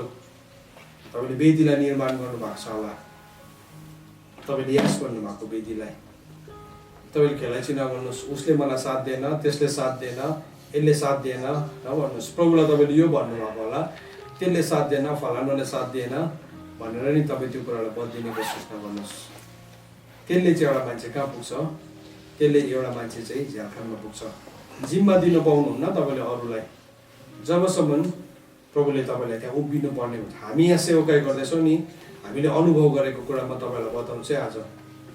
हामी यहाँ सेवकाई गर्दैछौँ, अनि यहाँ सेवकाई गर्दैछौँ, हामीलाई प्रभुले वेदी दिनुभयो, हामी प्रार्थना गरिरहेको छौँ, यहाँबाट हामी यताउति सरेको छैनौँ। अनि धेरैपल्ट मान्छेहरू नि हामीसँग रिसाउँछ, ती डल्लो परलाई, ती कुहिएलाई, ती उयो भएर जालाई, डरलाई, ती जडा गाडलाई भनेको खासमा चाहिँ नि परमेश्वरसँगको हाम्रो भाकल हो। अनि एउटा सेवक भएपछि चाहिँ के हुन्छ भने मान्छेले चाहिँ अब त्यो पनि उसले नै गर्नुपर्छ, त्यो पनि उसले नै गर्नुपर्छ, अनि नगर्दाखेरि बुझ्दैन। मेरो अनुभव मैले तपाईँलाई भनेको, मेरो अनुभव तपाईँलाई सेयर गर्दैछु। बुझ्दैन उसले, अब प्रभुसँगको भाकल हो नि त, प्रभुसँगको भाकल हो। अनि ऊ त्यहाँ नजाइदिँदा, त्यहाँ नगरिदिँदाखेरि हो गर्दैन हो। प्रभुको सेवक भएर पनि यस्तै हुन्छ, मान्छेको के एक्सपेक्टेसन हुन्छ। आज नि तपाईँहरूलाई म एउटा कुरा क्लियरली भन्न चाहन्छु, परमेश्वरसँगको हाम्रो भाकल हो। जबसम्म परमेश्वरले नि यहाँबाट निस्कि भन्नुहुन्न, हामी निस्किँदैनौँ नि त। किनभने परमेश्वरसँग भएको कुरा, कतिजनाको एक्सपेक्टेसन चाहिँ अर्कै खालको हुन्छ। एउटा सेवक छु, आज तपाईँले नि एउटा मान्छेले परमेश्वरसँग भाकल गरेर बसेको छ भने नि त्यो कुरालाई अनर गर्न सिक्नुहोस्। हामी सिकौँ यो कुरालाई, उसले परमेश्वरसँग गरेको भाकल हो। अनि जब हामी अनर गर्छौँ त्यसलाई, हामी पनि सम्मानित हुन्छौँ। होइन भने चाहिँ सेवकहरू हामीले यस्तो पनि अनुभव गरेका छौँ, यहाँ थुप्रो सेवक गर्ने भाइ बहिनीहरू छ। मान्छेहरूले घर सर्दाखेरि नि लु एउटा भारी बोक्ने मान्छे पाएन, लु त झट्टै पठाइदेऊ सेवकहरूलाई। अनि छक्कै पर्छौँ हामी कोही कोही बेला है। अनि भारी बोक्नु सक्दैन भनेको होइन, हामी यहाँ भारी बोक्छौँ, हामी आफ्नो भारीहरू बोक्छौँ, त्यो गर्नु पर्यो भनेर भनेको। तर कोही कोही बेला नि मान्छेको आशा चाहिँ त्यस्तो हुन्छ, तिमी गएर त्यो लाइनमा उभिदेऊ, तिमी सेवक हो नि त, तिमीले त काम नपाएर सेवा गरेको हो, त्यसले गर्दाखेरि तिमीले त उभिनु पर्यो नि लाइनमा, हामी त बिजी छौँ। कतिजना मान्छेले त्यसो गर्छ, कतिजनाले भारी बोकेर पठाउँछ। एक दिन म एउटा ठाउँमा गएको थिएँ सेवकामा, यति हाल्दैछ मेरो गाडीमा नि भारी, मान्छे बस्ने ठाउँ पनि छैन। अन्त यति साह्रो अब त्यो मैला भारी बोकेर आयो हामीले। अनि त्यो भारी ल्याएर चाहिँ मैले उसको छोरालाई फोन गरेँ, भने भाइ तिम्रो आमाले यो सामान पठाएको छ, लिनु आऊ त भन्दाखेरि त छोरा आउनु भ्याउँदैन अरे। त्यहाँदेखि आमाले मलाई फोन गरेँ, एकछिनतिर तपाईँले कस्तो मेरो छोरालाई बोलाएको, बिजी छ मेरो छोरा, तपाईँलाई थाहा छैन अरे। छक्कै परेँ म, मेरो सिन्सियर कुरा, म रिसाएको होइन यो, त सेवकबाट मान्छेले के सम्झिन्छ भनेर नि छक्कै परेँ म एकछिन चाहिँ। अनि छक्कै परेँ, अन्त म सेवक हो तपाईँलाई थाहा छैन त भन्नु मन पर्यो। तर अब बाइबलमा नाकले भुइँ छुनु भनेको छ नि त है, केही पनि भनेन भन्नु चाहिँ। तर त्यो बेहोरा देखेर चाहिँ मैले सिकेँ एउटा कुरा, सेवकसँग त्यसरी ट्रिट गर्नु हुँदैन रहेछ भनेर। मलाई गऱ्यो भनेर होइन, हामीले इज्जत डिमान्ड गरेको पनि होइन, तर परमेश्वरको राज्यको काम इम्पोर्टेन्ट छ। संसारको सरकारको कामहरू भन्दाखेरि पनि इम्पोर्टेन्ट छ, प्रार्थनाको वेदीमा बस्नु इम्पोर्टेन्ट छ, त्योहरू भन्दाखेरि पनि त्यसलाई हामीले अनर गर्न सिक्नुपर्छ। होइन भने चाहिँ हामी के भन्छ, यो यिनीहरूले काम नपाएर सेवकाई गरेको होइन। आज नि परमेश्वरको वेदीमा इमान्दार मान्छेहरू नभएको कारणले गर्दाखेरि चाहिँ के हुँदैछ, आज बन्धनहरू आउँदैछ। अब्राहमले जब वेदी बनाए नि, बाइबलले के भनेको छ, वेदी बनाएर वेदीको अगाडि निदाइ पठाए नि, सुती पठाए नि, त्यति बेला परमेश्वरको उपस्थितिको आगो छिरेर गइसकेको थियो। त्यो वेदीमा भएको सबै कुरालाई भस्म पारिदियो। तर परमेश्वरले के भन्नुभयो, तेरो पुस्ता चाहिँ के हुन्छ, दासत्वमा जान्छ। ठुलो कुरा हो। आज म तपाईँहरूलाई भन्न चाहन्छु, तपाईँहरू जतिजनाले वेदी बनाएर बस्नु भएको छ, यो खेलाइची कुरा होइन, इमान्दार हुनुहोस् तपाईँ त्यससँग। किनभने त्यो चाहिँ के हो, परमेश्वरसँगको भाकल हो। परमेश्वरसँगको भाकल हो। प्रभुले त्यही मान्छेलाई खोज्दै हुनुहुन्छ जो चाहिँ धाँधोमा उभिन्छ भन्नुभएको, उभिनु भन्नुभएको छ। कोही कोही बेला हामी प्रार्थना गर्न सक्दैनौँ कि, तर भएर गएर उभिनै मात्रै पनि पर्ने हुन्छ। किन, परमेश्वरसँगको भाकल हो। सो ओथ्स, हाम्रो ओथहरू, हाम्रो भाकलहरू गर्दै गर्दाखेरि हामी होसियार हुनुपर्छ। अनि बाइबलले भनेको छ, तिमीले भाकल गर, त्यसलाई पुरा गर भनेको छ। जब हामी भाकल गर्छौँ अनि पुरा गर्छौँ, परमेश्वरले त्यसलाई मन पराउनुहुन्छ। त्यसको बादमा फेरि 38 देखि हामीले पढ्यौँ भने रिटेलिएसनको बारेमा कुरा गर्यो, बदलाको कुरा गर्यो, मुकाबलाको कुरा गर्यो। मसँग अझै 15 मिनट छ, तपाईँहरू एकछिन बियर गरिदिनुहोस् है। यो टाइमलाई आज म युज गर्न चाहन्छु। यो 15 मिनटभित्र म तपाईँलाई थुप्रो कुरा भन्न चाहन्छु। म भर्खर 5th पोइन्टमा छु, 8वटा पोइन्ट छ मेरोमा। सो म अब यहाँ फटाफट पढ्छु। 38 देखि लिएर 42 पदसम्म भनेको छ तिमीले दुष्टको मुकाबला नगर भनेको छ है। आँखाको बदली आँखा, दाँतको दाँत बदला दाँत। तर 9:39मा हेर्नुहोस्, तर म तिमीहरूलाई भन्दछु दुष्टहरूको मुकाबला नगर, रिटेलिएट नगर भनेको छ, मुकाबला नगर्नु भनेको छ। सो जब पनि तपाईँको विरुद्धमा कसैले दुष्टता देखाउँछ, सो त्यससँग चाहिँ मुकाबला नगर्नु भनेको छ। प्रभुले हामीलाई सिकाउनु भयो, तिम्रो शत्रुलाई तिमीले प्रेम गर भन्नुभयो। त्यहाँदेखि तिमीलाई खेदो गर्नको लागि तिमीले प्रार्थना गर भन्नुभयो। तिमीलाई सराप्नेलाई तिमीले आशिष देऊ भनेको छ। अनि तिमीलाई शोषण गर्नु खोज्ने, एब्युज गर्ने, एब्युज भनेको चाहिँ तपाईँलाई सेक्सुअली अथवा फिजिकली एब्युज गर्ने भनेको होइन, तर इमोसनली तपाईँलाई एब्युज गर्नेहरूको लागि पनि प्रार्थना गर भनेको छ। सो यो चाहिँ प्रभुले हामीलाई नि प्रार्थना गर्नु भनेर सिकाउनु भएको छ, उनीहरूसँग रिटेलिएट गर्नु भनेको छैन। त्यो चाहिँ के हो? त्यसलाई चाहिँ ल अफ लभ भन्छ, त्यसलाई चाहिँ प्रेमको व्यवस्था भन्छ।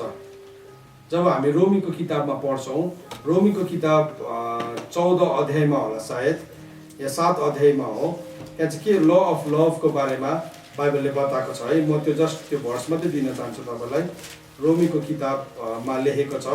अनि त्यहाँ चाहिँ हामीलाई परमेश्वरको व्यवस्थाको बारेमा बताएको छ। रोमीको किताबमा 7वटा व्यवस्था छ जम्मा। त्यसमा एउटा व्यवस्था चाहिँ के हो भने नि ल अफ लभ हो। 14 देखि लिएर 23 पदसम्म पढ्यो भने प्रेमको व्यवस्थाको बारेमा सिकाएको छ। अनि पहिलो कोरिन्थी 13 अध्यायमा पनि प्रेमको व्यवस्थाको बारेमा सिकाएको छ। अनि त्यो व्यवस्थालाई जब हामी सिक्छौँ, त्यो व्यवस्था चाहिँ एउटा शक्तिशाली हतियार हो। दोस्रो कोरिन्थी 10 अध्यायको 4 अनि 5 पदमा के भनेर लेखेको छ भने हाम्रो युद्धको हतियार चाहिँ साधारण होइन, परमेश्वरको अगाडि पनि शक्तिशाली हो, किल्लाहरूलाई भत्काउन सक्ने हो भनेको छ है। अनि त्यो हतियार चाहिँ के रहेछ भन्दाखेरि नि त्यो हतियार चाहिँ ल अफ लभ रहेछ। जब हामीलाई शत्रुले हाम्रो विरुद्धमा बोल्छ, खेदो गर्छ, निन्दा गर्छ, हामीलाई यति बिघ्न खेदो निन्दा हामीले भेटाउँछौँ, नभएको कुराहरू पनि भेटाउँछौँ। अनि कतिवटा कुरा त पत्याउनै नसक्ने हाँसै उल्टो कुराहरू हुन्छ। अनि त्यो कुरालाई नबुझ्दाखेरि नि आफूलाई पनि रिटेलिएट गर्नु मनपर्छ, आफूलाई पनि त्यसको मुकाबला गर्नु चाहिँ तिम्रो चाहिँ थाहा छैन, तिम्रो भन्नु खालके मनपर्छ। तर बाइबलले चाहिँ भनेको छ त्यसो नभन्नु भनेर। त्यसो मेरो शरीरले चाहिँ मेरो मभित्र भएको सबै कुराले चाहिँ त्यो भन्नु चाहन्छ। तर बाइबलले भन्छ दुष्टको मुकाबला नगर, बरु भन्दा शत्रुलाई तैँले प्रेम गर। शत्रुलाई क्षमा गर मात्रै भनेको छैन, शत्रुलाई प्रेम गर्नु भनेको छ। अनि साँच्चै नै जब हामी शत्रुलाई प्रेम गर्ने शक्ति माग्दो रहेछौँ नि, हामीले माया लागेर आउँदो रहेछ उनीहरूको लागि। उनीहरूको काँधमा चढेको शत्रु शैतानलाई चाहिँ देख्दो रहेछौँ। अनि त्यो मान्छेको चाहिँ हामीलाई माया लाग्दो रहेछ। अनि हामी प्रार्थना गर्न थाल्छौँ। अनि बाइबलले नै भनेको छ, परमेश्वरको वचनले है, हामीलाई शत्रुलाई प्रेम गर्नु। नेक्स्ट पोइन्ट है, प्रेम गर्नु भनेको 43 पदमा भनेको छ। 43 अनि 43 देखि लिएर 45 पदसम्म भनेको छ। तिमीहरूले सुनेका छौ यसो भनेको थियो, तिम्रो छिमेकीलाई प्रेम गर र शत्रुलाई घृणा गर। तर म तिमीहरूलाई भन्दछु शत्रुलाई प्रेम गर, अब तिमीहरूलाई खेदो गर्नेको निम्ति प्रार्थना गर। र तिमीहरूका स्वर्गका पिताका सन्तान हुन सक्नेछौ, किनभने उहाँले दुष्ट र सज्जन दुवैको निम्ति घाम लगाइदिनुहुन्छ र धर्मी र पापी दुवैमाथि वृष्टि दिनुहुन्छ। किनभने तिमीसँग प्रेम गर्नेहरूलाई मात्र प्रेम गर्दछौ भने तिमीलाई के इनाम छ? महसुल उठाउनेहरूलाई पनि त्यसो गर्दैनन् र अब तिनीहरूले आफ्ना दाजुभाइहरूलाई मात्र अभिवादन गर्छौ भने अरूले भन्दा बढ्ता के गर्यो र? कि अन्य जातिहरूले पनि त्यसै गर्दैन र? यसकारण जस्तो तिमीहरूको पिता स्वर्गको पिता सिद्ध हुनुहुन्छ त्यस्तै तिमीहरू सिद्ध हो। सो हामीले प्रेमको परिभाषा सिकिरहेको छौँ अलरेडी। तपाईँ न्यू बिलिभर्स फेलोसिपभित्र हुनुहुन्छ भने हामीले प्रेम के हो, प्रेम के होइन भनेर पहिलो कोरिन्थी 13 अध्यायले हामीलाई सिकाएको छ।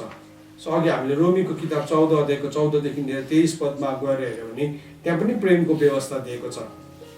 त्यो प्रेम गर्नु भनेको चाहिँ शत्रुलाई अब हामीले चाट्दै हिँड्नु भनेको होइन। तर त्यसको अर्थ चाहिँ के हो भन्दाखेरि चाहिँ हामीले त्यो प्रेमभित्र भएको हरेक कुरा गर्छौँ उसको लागि। प्रेम चाहिँ खराबीमा त कहिले पनि प्रसन्न हुँदैन। है। प्रेम खराबीमा प्रसन्न हुँदैन, प्रेमले असल कुरालाई राख्छ, प्रेमले खराबीको वास्ता गर्दैन, हिसाब राख्दैन। सो शत्रुलाई प्रेम गर्नु भने शत्रुले मेरो विरुद्धमा जति खराबी राख्दै बोल्दैछ म त्यसको हिसाब राखिराख्दिनँ। त्यो मेरो जिम्मा होइन, त्यो मेरो जिम्मा होइन। तर जब म उसको लागि प्रार्थना गर्छु, प्रार्थना चाहिँ हामी आफ्नो प्रियहरूको लागि मात्रै गर्न सक्छौँ नि त। तपाईँलाई मनै नपर्ने मान्छेको लागि त हामी प्रार्थना गर्दैनौँ नि, हामी के गर्छौँ? निन्दा गर्छौँ नि त। हामी डिनरमा बस्यो भने के गर्छौँ? फलानुले यस्तो भने, फलानुले त्यस्तो भने। त्यो चाहिँ एक्सप्रेसन हो, मैले उसलाई शैतानको हतियार चलाएको, शैतानको हतियार नै चलाइरहेको छु। तर जब हामी त्यस्तो निन्दा आउँछ भने हामी त्यो निन्दालाई बन्द गर्छौँ अनि हामीले उसको लागि प्रार्थना गर्छौँ। यो वचन सम्झिन्छौँ है, परमेश्वरले धर्मी र दुष्ट दुवैजनालाई घाम लगाइदिनुहुन्छ। यो गर्दै गर्दाखेरि चाहिँ नि हामी आफै लिबरेट हुन्छौँ, हामी आफै स्वतन्त्र हुन्छौँ। एक दिन के हुन्छ, तिनीहरूको हल्ला, उनीहरूले हाम्रो विरुद्धमा गरेको कुराहरू आफै बन्द भएर जान्छ, आफै मेटिएर जान्छ। गएन भने पनि हामीले त्यो कुराको इनाम पाउँछौँ। अनि हामीले एउटा कुरा सिक्नुपर्छ सधैँ नै, यो पृथ्वीमा हामीले न्याय पाउँदैनौँ, पृथ्वीमा चाहिँ हामीले न्याय पाउँदैनौँ। अब नम्बर 7th पोइन्ट हेर्नुहोस्, 7औं पोइन्ट चाहिँ प्रभुले भन्नुभयो अनफर्गिभनेस। हामीले जब क्षमा गर्दैनौँ, क्षमा नगर्दाखेरि पनि हामी प्रिजनभित्र पस्छौँ। मत्तीको किताब 18 अध्यायमा 21 देखि लिएर 30 पदसम्म हामीले गएर पढ्यो भने त्यहाँ अनफर्गिभिङ सर्भेन्टको विषयमा प्रभुले एउटा उखान भन्नुभयो। अनि त्यो उखान हामीलाई थाहा छ, एउटा राजाले, एउटा मान्छेले यति विघ्न ऋण लागेको थियो, त्यसको हिसाब माग्दाखेरि के गर्ने, त्यो मान्छेले हात जोडेर भन्यो मलाई माफ गरिदिनुहोस् है, म तपाईँलाई मलाई समय दिनुहोस्, म एक एक पाइ चुक्ता गरिदिन्छु, जो चाहिँ असम्भव थियो, हुनै सक्ने थिएन। राजाले चाहिँ माया गरेर के गरिदियो, उसलाई माफ गरिदियो। तर त्यो मान्छे झ्यालखानबाट बाहिर निस्केर जाँदै गर्दाखेरि चाहिँ उसले आफ्नो साथीलाई भेटायो जसले चाहिँ उसकोबाट थोरै ऋण लिएको थियो। अनि उसले पनि आफ्नो साथीको घाँटी अट्यायो अनि भन्यो मेरो ऋण निकाल। अनि साथीले पनि त्यही भन्यो, मलाई माफ गरिदिनुहोस्, मलाई माफ गरिदिनुहोस्, मलाई केही समय दिनुहोस्, म तिर्दिन्छु। तर यसले चाहिँ माफ गरेन। उसले के गर्यो, उसले अट्याएर लगेर झ्यालखानमा हालिदियो। त्यो खबर चाहिँ राजाकोमा पुग्यो। राजा चाहिँ परमप्रभु हुनुहुन्छ, त्यो पहिलो व्यक्ति म हो अनि अर्को व्यक्ति चाहिँ मेरो विरुद्धमा काम गर्ने व्यक्ति हो। अनि मसँग शक्ति ताकत हुँदाखेरि चाहिँ म उसलाई कस्तो व्यवहार गर्दैछु, त्यो खबर चाहिँ राजाकोमा पुग्यो। अनि के भयो, राजाले त्यो मान्छेलाई पक्रियो। उसलाई मात्रै पक्रेको छैन, बाइबलमा के भनेर लेखेको छ भने त्यसलाई, त्यसको पत्नीलाई, त्यसको छोराछोरीलाई। हेर्नुहोस् ल, जब एउटा मान्छेले नि क्षमा गर्दैन नि त्यसको इफेक्ट चाहिँ हाम्रो सम्पूर्ण परिवारमा हुन्छ। त्यसले चाहिँ सम्पूर्ण परिवारलाई नै झ्यालखानमा हाल्छ। यो झ्यालखान चाहिँ हाम्रो सेन्ट्रल जेल होइन, हाम्रो सहरको जेल होइन, हाम्रो राज्यको जेल होइन, तर यो शैतानको झ्यालखान हो। अनि त्यो झ्यालखानमा पसेपछि चाहिँ के हुन्छ, त्यहाँ चाहिँ के भर्डिक्ट आयो भन्दाखेरि चाहिँ जबसम्म त्यसले के गर्दैन, अन्तिम पाइ तिरिसक्दैन, तबसम्म चाहिँ झ्यालखानमा पस्छ। सुन्नुहोस् है। सो अनफर्गिभनेस कतिजनाको लागि ठुलो हतियार हो, त्यो क्षमा नगर्ने ठुलो हतियार हो। हामी हतियार नबनाउँ त्यसलाई, हामी क्षमा गरिदिउँ। फर्गिभ एन्ड फर्गेट भन्दै मात्रै हामी नहिँडौँ, साँच्चै नै फर्गिभ गरौँ, साँच्चै नै फर्गेट गरौँ। कतिजनाको नि पास्ट कोट्याउने पुरा व्यवहार हुन्छ, पुरा व्यवहार हुन्छ। त्यसले चाहिँ नि ऊ राम्रो हुनु खोज्छ, कसैको अगाडि हुन सक्दैन, ऊ झन् नराम्रो भएर जान्छ, उसको भ्याल्यु घट्दै जान्छ। उसलाई क्षमा गर्नु पर्ने मानिसहरूले क्षमा गरिसकेपछि ऊ चाहिँ को हो पास्ट कोट्याउने।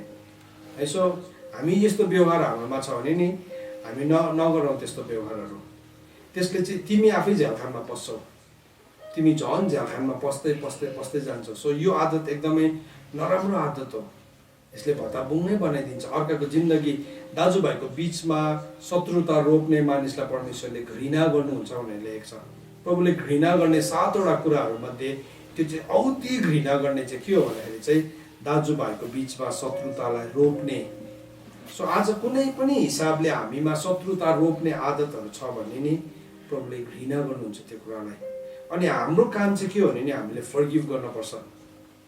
होइन भने चाहिँ अनफर्गिभनेसले चाहिँ मलाई बिसन्छ मात्रै होइन, मलाई र मेरो सम्पूर्ण घरानालाई के गर्छ, झ्यालखानमा पुर्याइदिन्छ। सो म चाहदिनँ कहिले पनि मेरो घराना चाहिँ झ्यालखानमा पुगेको है। अब नेक्स्ट पोइन्ट आठौँ बुँदा चाहिँ के कुराले गर्दाखेरि चाहिँ मान्छे झ्यालखानमा पुग्दो रहेछ भन्दाखेरि चाहिँ अरूहरूको सफलता देखेर ईर्ष्या गर्नुले। भजन सङ्ग्रह 73 73 2 र 3 पदमा आसापले भनेको छ। आसापले के भनेको छ भन्दाखेरि नि मेरो खुट्टा झन्डै चिप्ल्यो है, मेरो खुट्टा झन्डै म झन्डै लडेँ, किनभने म चाहिँ अरू मानिसहरूको है घमण्डीहरूको अहङ्कारीहरूको सफलतालाई देखेर मलाई के लागेको थियो, आरिस लागेको थियो। यो मान्छे कहाँ पसेको थियो, पवित्र स्थानभित्र पसेको थियो। अनि अस्ति हामीले एउटा कुरालाई सिक्दै थियौँ, डाहाको मूर्ति चाहिँ जहिले पनि पवित्र स्थानको द्वारमा नै राखेको हुन्छ। सो त्यो डाहाको मूर्तिले चाहिँ के गर्छ, डाहा जगाउँछ। सो अरूको सफलतालाई देखेर जब हामी आरिस गर्न थाल्छौँ नि, आरिस गर्न थालेपछि हामी गलत शब्दहरू बोल्न थाल्छौँ, उसलाई कसरी खसाल्ने भन्ने कुराहरू हामी गर्न थाल्छौँ, त्यसले चाहिँ कहाँ पुर्याउँछ भन्दाखेरि चाहिँ त्यसले चाहिँ हामीलाई झ्यालखानमा पुर्याउँछ। तपाईँको साथी सफल भयो, परमेश्वरले नि उसलाई ठुलो सेवकाई दिनुभयो, उसलाई ठुलो मिनिस्ट्री दिनुभयो, अथवा उसको जीवनमा ऊ तपाईँभन्दा पहिला छ, दौडमा अगाडि छ भने त्यसमा हामी आरिस गर्नुपर्ने केही कुरा नै छैन। किनभने बाइबलले भन्छ बेग कुदाइले दौड नै जितिँदैन, समय र अवसरले पो त्यसलाई तय गरेको हुन्छ त है। सो बाइबलले यसरी पनि भन्छ, यहुन्नाको किताब 3 अध्यायको 27 पद, यहुन्नाको किताब 3 अध्यायको 27 पदले भन्छ माथिबाट दिएको छैन भने कसैले पनि केही कुरा पाउँदैन। माथिबाट दिएको छैन भने चाहिँ कसैले पनि केही कुरा पाउँदैन। त्यसरी भने नि, John answered, a person cannot receive even one thing unless it is given to him from heaven. सुन्नुहोस्, यो स्वर्गबाट दिएको छैन भने चाहिँ नि मान्छेले एउटा सानो एउटा टुक्रा पनि पाउँदैन अरे, हासिल नै गर्नु सक्दैन। त्यसले गर्दाखेरि त्यो मलाई दिएको छैन भने चाहिँ मैले हासिल गर्नु खोज्नु चाहिँ त्यो मेरो वेस्टेज अफ टाइम हो। किन मलाई दिएको त छैन। अहिले म यहाँ सिङ्गर हुने कोसिस गरेँ भने कस्तो होला है, मैले अहिले यहाँ सिङ्गर भएर गीत गर्ने कोसिस गरेँ भने सबै कुरा मेसी हुन्छ नि त, भताबुङ्गै हुन्छ है, त्यो भत्किन्छ। किन मलाई दिएको त छैन त्यो कुरा माथिबाट। तर प्रभुले मलाई दिनुभएको तोडा चाहिँ म परमेश्वरको वचनलाई सिकाउन सक्छु। यो तोडा हो, यो तोडालाई मैले प्रयोगमा ल्याएको, यो माथिबाट दिएको कुरा हो। सो माथिबाट दिएको छैन भने चाहिँ कसैले पनि पाउन सक्दैन। भजन सङ्ग्रह 75 को 4 देखि लिएर 8 पदमा लेखेको छ है, ए अहङ्कारी हो, अहङ्कार नगर है, तेरो सिङलाई ठाडो नपार, तेरो सिङलाई उच्च नपार है, त एकदमै हट्टी भएर बात नगर है, किनभने उच्च पद चाहिँ पूर्व या पश्चिमबाट आउँदैन है, त्यो चाहिँ दक्षिणबाट पनि आउँदैन। त्यो चाहिँ कहाँबाट आउँछ भन्दाखेरि चाहिँ त्यो चाहिँ परमेश्वरबाट आउँछ। सो हाम्रो जीवनमा नि आज केही कुरा आएको छैन भने चाहिँ नि हामी त्यो कुरालाई हामी जबरजस्ती लिने कोसिस गर्दाखेरि चाहिँ कहाँ पुग्छौँ, हामी झ्यालखानमा पुग्छौँ। झन्डै आशा पनि के भयो, चिप्लेर कहाँ पुगेको थियो, झन्डै झ्यालखानमै पुगेको थियो झन्डै। सो हामी कसैको सफलतालाई देखेर नि हामी नजलाउँ, कसैको सफलतालाई देखेर हामी नजलाउँ। दुईटा कुरालाई नडराउनु भनेको छ है, दुष्टहरूको विनाश, दुष्टहरूमाथि दुर्दिन आइपुग्दाखेरि पनि त्यो नडरा भनेको छ, अरूको सफलता देख्दाखेरि पनि त्यो नडरा भनेको छ। यो परमेश्वरको वचन हो, किनभने त्यसले चाहिँ एउटा मान्छेलाई कहाँ पुर्याउँछ, झ्यालखानमा। सो आज मसँग जे छ नि म त्यसमै सन्तुष्ट, मसँग 2 तोडा छ, म त्यसमै सन्तुष्ट हुनु जरुरी छ। 1 तोडा पाउनेले किन लुकाइया छ, किनभने उसलाई रिस उठ्यो, अर्कोलाई त 5 दियो, अर्कोलाई 2 दियो, मलाई चाहिँ हेला गरेर एउटा मात्रै दिएको। अनि उसले के गर्यो, उसले पनि राम्रोसँगले रुमालमा प्याकिङ गरेर जस्तो दिएको थियो म त्यस्तै फर्काइदिन्छु सम्झ्यो प्रब्लम। ए दुष्ट भन्नुभयो, ए दुष्ट, यसको पनि खोसेर त्यो 5 तोडा हुनेलाई दियो। अनि के भन्दैछ ट्रेजररले, अन्त उसकोमा त अलरेडी छ त, 10 तोडा छ त, 5 लाई 10 बनाएको छ प्रब्लम। यसकोमा छ नि, जसकोमा छ त्यसलाई अझै दिइनेछ। सो जति हामी ईर्ष्या गर्छौँ, डाहा गर्छौँ नि, सानोदेखि नै, सानो कलिग्सहरूको बिचमा नै, तपाईँ एउटै कोठामा 4 जना बस्नुहोस् न, कम्पेरिजन आइहाल्छ। एउटालाई अलिकति ठुलो पोस्ट दियो त है, अर्कोलाई अलिकति सानो पोस्ट दियो त, कम्पेरिजन आइहाल्छ। उसलाई चाहिँ दियो, मलाई चाहिँ दिएन। छोराछोरीको बिचमा पनि कम्पेरिजन आइहाल्छ, उसलाई त माया गर्छ, मलाई त दोष मात्रै लाउँछ है। हामी याद राखौँ है, कम्पेरिजनको सिनले गर्दाखेरि शैतान लडेको है। फर्स्टमा तुलना गर्ने हुँदाखेरि नै शैतान लडेको। हामी तुलना गर्न छोडौँ है, किनभने बाइबलले यसरी पनि भन्छ, लुकाको किताब 16 अध्यायको 15 मा भन्छ, किनभने जे चाहिँ मानिसहरूको अगाडि उच्च छ परमेश्वरको अगाडि चाहिँ तुच्छ छ। सो अब लास्ट एउटा पोइन्ट भन्छु, अब यसको थुप्रै छ खासमा, तर म लास्ट पोइन्टमा पुगिहालेँ किनभने अब 2-3 मिनट मात्रै रहेछ। अनवान्टेड ब्याटल, नचाहिँदो लडाइँ लड्दाखेरि पनि हामी झ्यालखानमा पर्छौँ। जुन चाहिँ लडाइँ मेरो होइन त्यो लडाइँ चाहिँ मैले कहिले पनि लड्नु हुँदैन। जुन चाहिँ लडाइँ मेरो होइन, बाइबलमा हामी त्यसको उदाहरण भेटाउँछौँ। राजा योसिया राजाको बारेमा नि बाइबलले यस्तो शक्तिशाली टेस्टिमनी दिएको छ। दोस्रो राजा 23:25 मा यसो भनेर लेखेको छ, before him there was no king like him भनेको छ। ऊ भन्दा अगाडि ऊ जस्तो त्यस्तो राजै थिएन भनेको छ। मतलब अब त्यो लिस्टबाट नि दाउदहरूको नाम पनि निस्केको छ भन्नुको मतलब चाहिँ योसिया जस्तो राजै थिएन अरे, राजा ऊ जस्तो अरू राजै थिएन अरे, जसले चाहिँ के गरे अरे, who turn to the Lord with all his heart, जो चाहिँ आफ्नो सारा हृदयले परमेश्वर कहाँ फर्केको थियो, and with all his soul and with all his might, है परमेश्वरको त्यो महान ग्रेट कमान्डमेन्टलाई उसले पुरा गरेको थियो। यो मान्छेले हेर्नुहोस् है, परमेश्वर सबैभन्दा ठुलो आज्ञा के हो, हे इजरायल सुन, परमप्रभु एउटै हुनुहुन्छ। व्यवस्थाको किताब 6:4 लेखेको छ, तैँले आफ्नो परमप्रभु परमेश्वरलाई आफ्नो सारा हृदयले, आफ्नो सारा समझले, आफ्नो सारा शक्तिले प्रेम गर। अनि त्यो एक्ज्याक्ट विटनेस चाहिँ नि कसको लागि दिएको छ, राजा योसियाको लागि मात्रै देख्छ बाइबलमा, अरू कुनै राजाको लागि पनि दिएको छैन। यस्तो शक्तिशाली राजा थियो, यति साह्रो शक्तिशाली राजा थियो।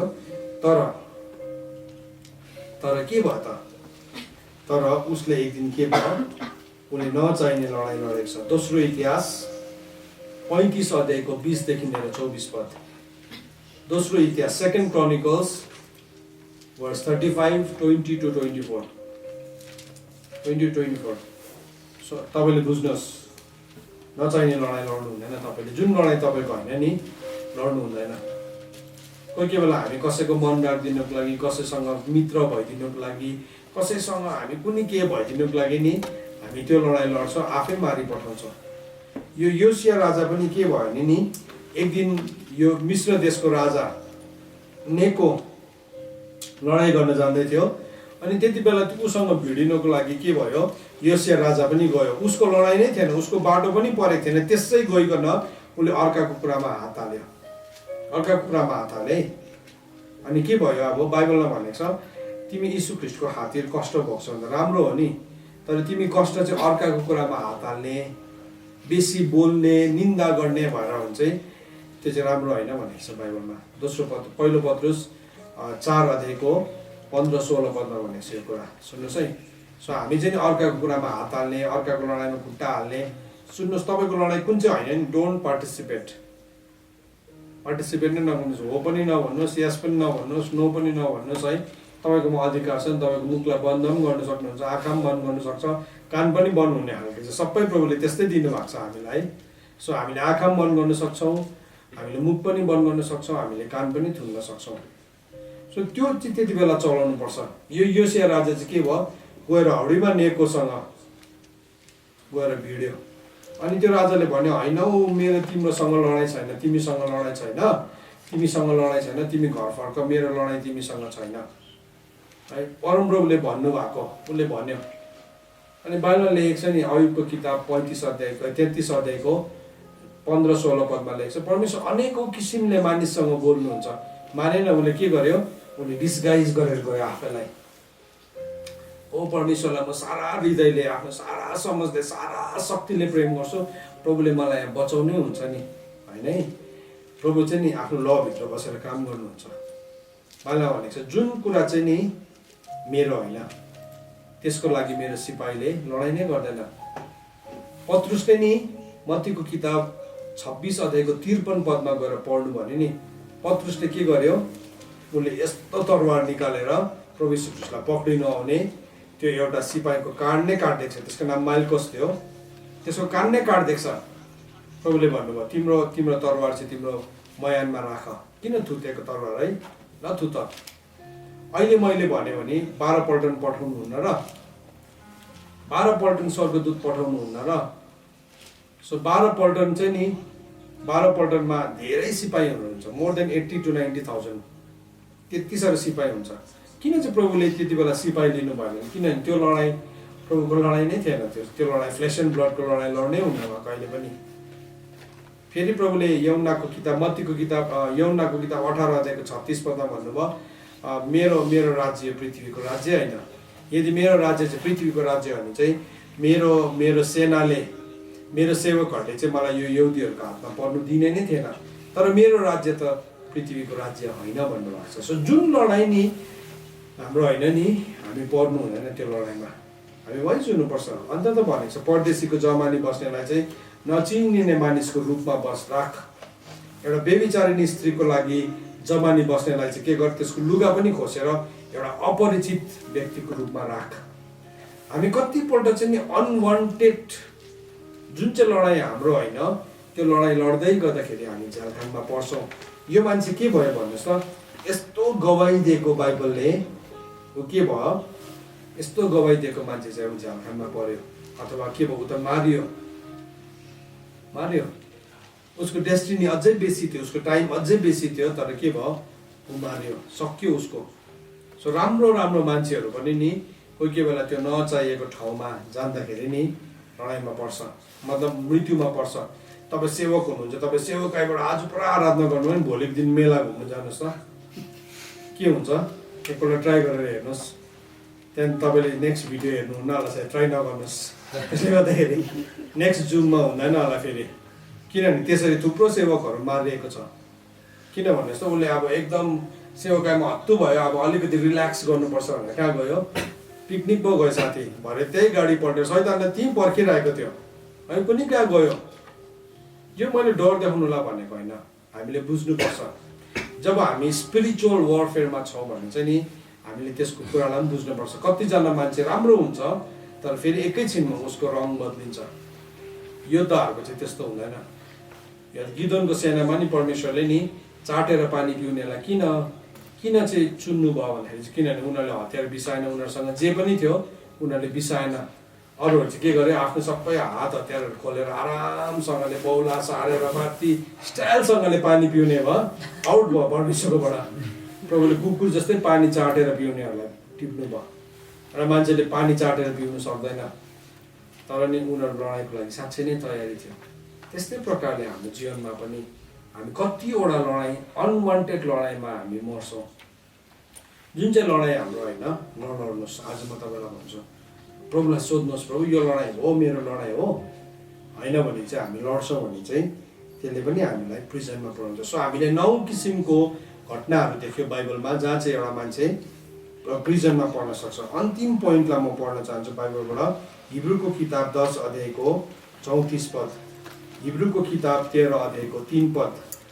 प्रभुले के भनेको छ, प्रिजनमा भएकोहरूलाई तिमीले कम्प्यासन देखाऊ, झ्यालखानमा परेकाहरूलाई तिमीले के गर, तिमीले दया देखाऊ भनेको छ है, दया देखाऊ भनेको छ।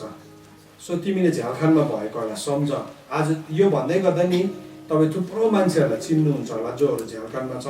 बाइबलले उनीहरूको निन्दा गर भनेको छैन, बाइबलले उनीहरूको विरोध गर भनेको छैन, बाइबलले उनीहरूको विषयमा एउटा ठुलो एनालिसिस बनाएर अनि अरूहरूलाई पब्लिस गर भनेको छैन। बाइबलले भन्दैछ रिमेम्बर, ह्याभ कम्प्यासन, तिमीले दया देखाऊ भनेको छ। सो हामीले दया चाहिँ के हो भन्नुहोस् त, हाम्रो सबैभन्दा ठुलो दया प्रार्थना हो, सबैभन्दा ठुलो दया। प्रभुले अझै पनि हामीसँग दया देखाउनुहुन्छ। कसरी भन्नुहोस् त, रोमीको किताब 8 अध्यायको 34 पद अनुसार पिताको दाहिने हातपट्टि बसिकन उहाँले हामीलाई के गर्दै हुनुहुन्छ, अन्तर्वृत्ति गर्दै हुनुहुन्छ। त्योभन्दा ठुलो दया केही पनि छैन। सिन्सियर प्रेयर्स, धर्मीजनको प्रार्थनाले ठुलो काम हुन्छ।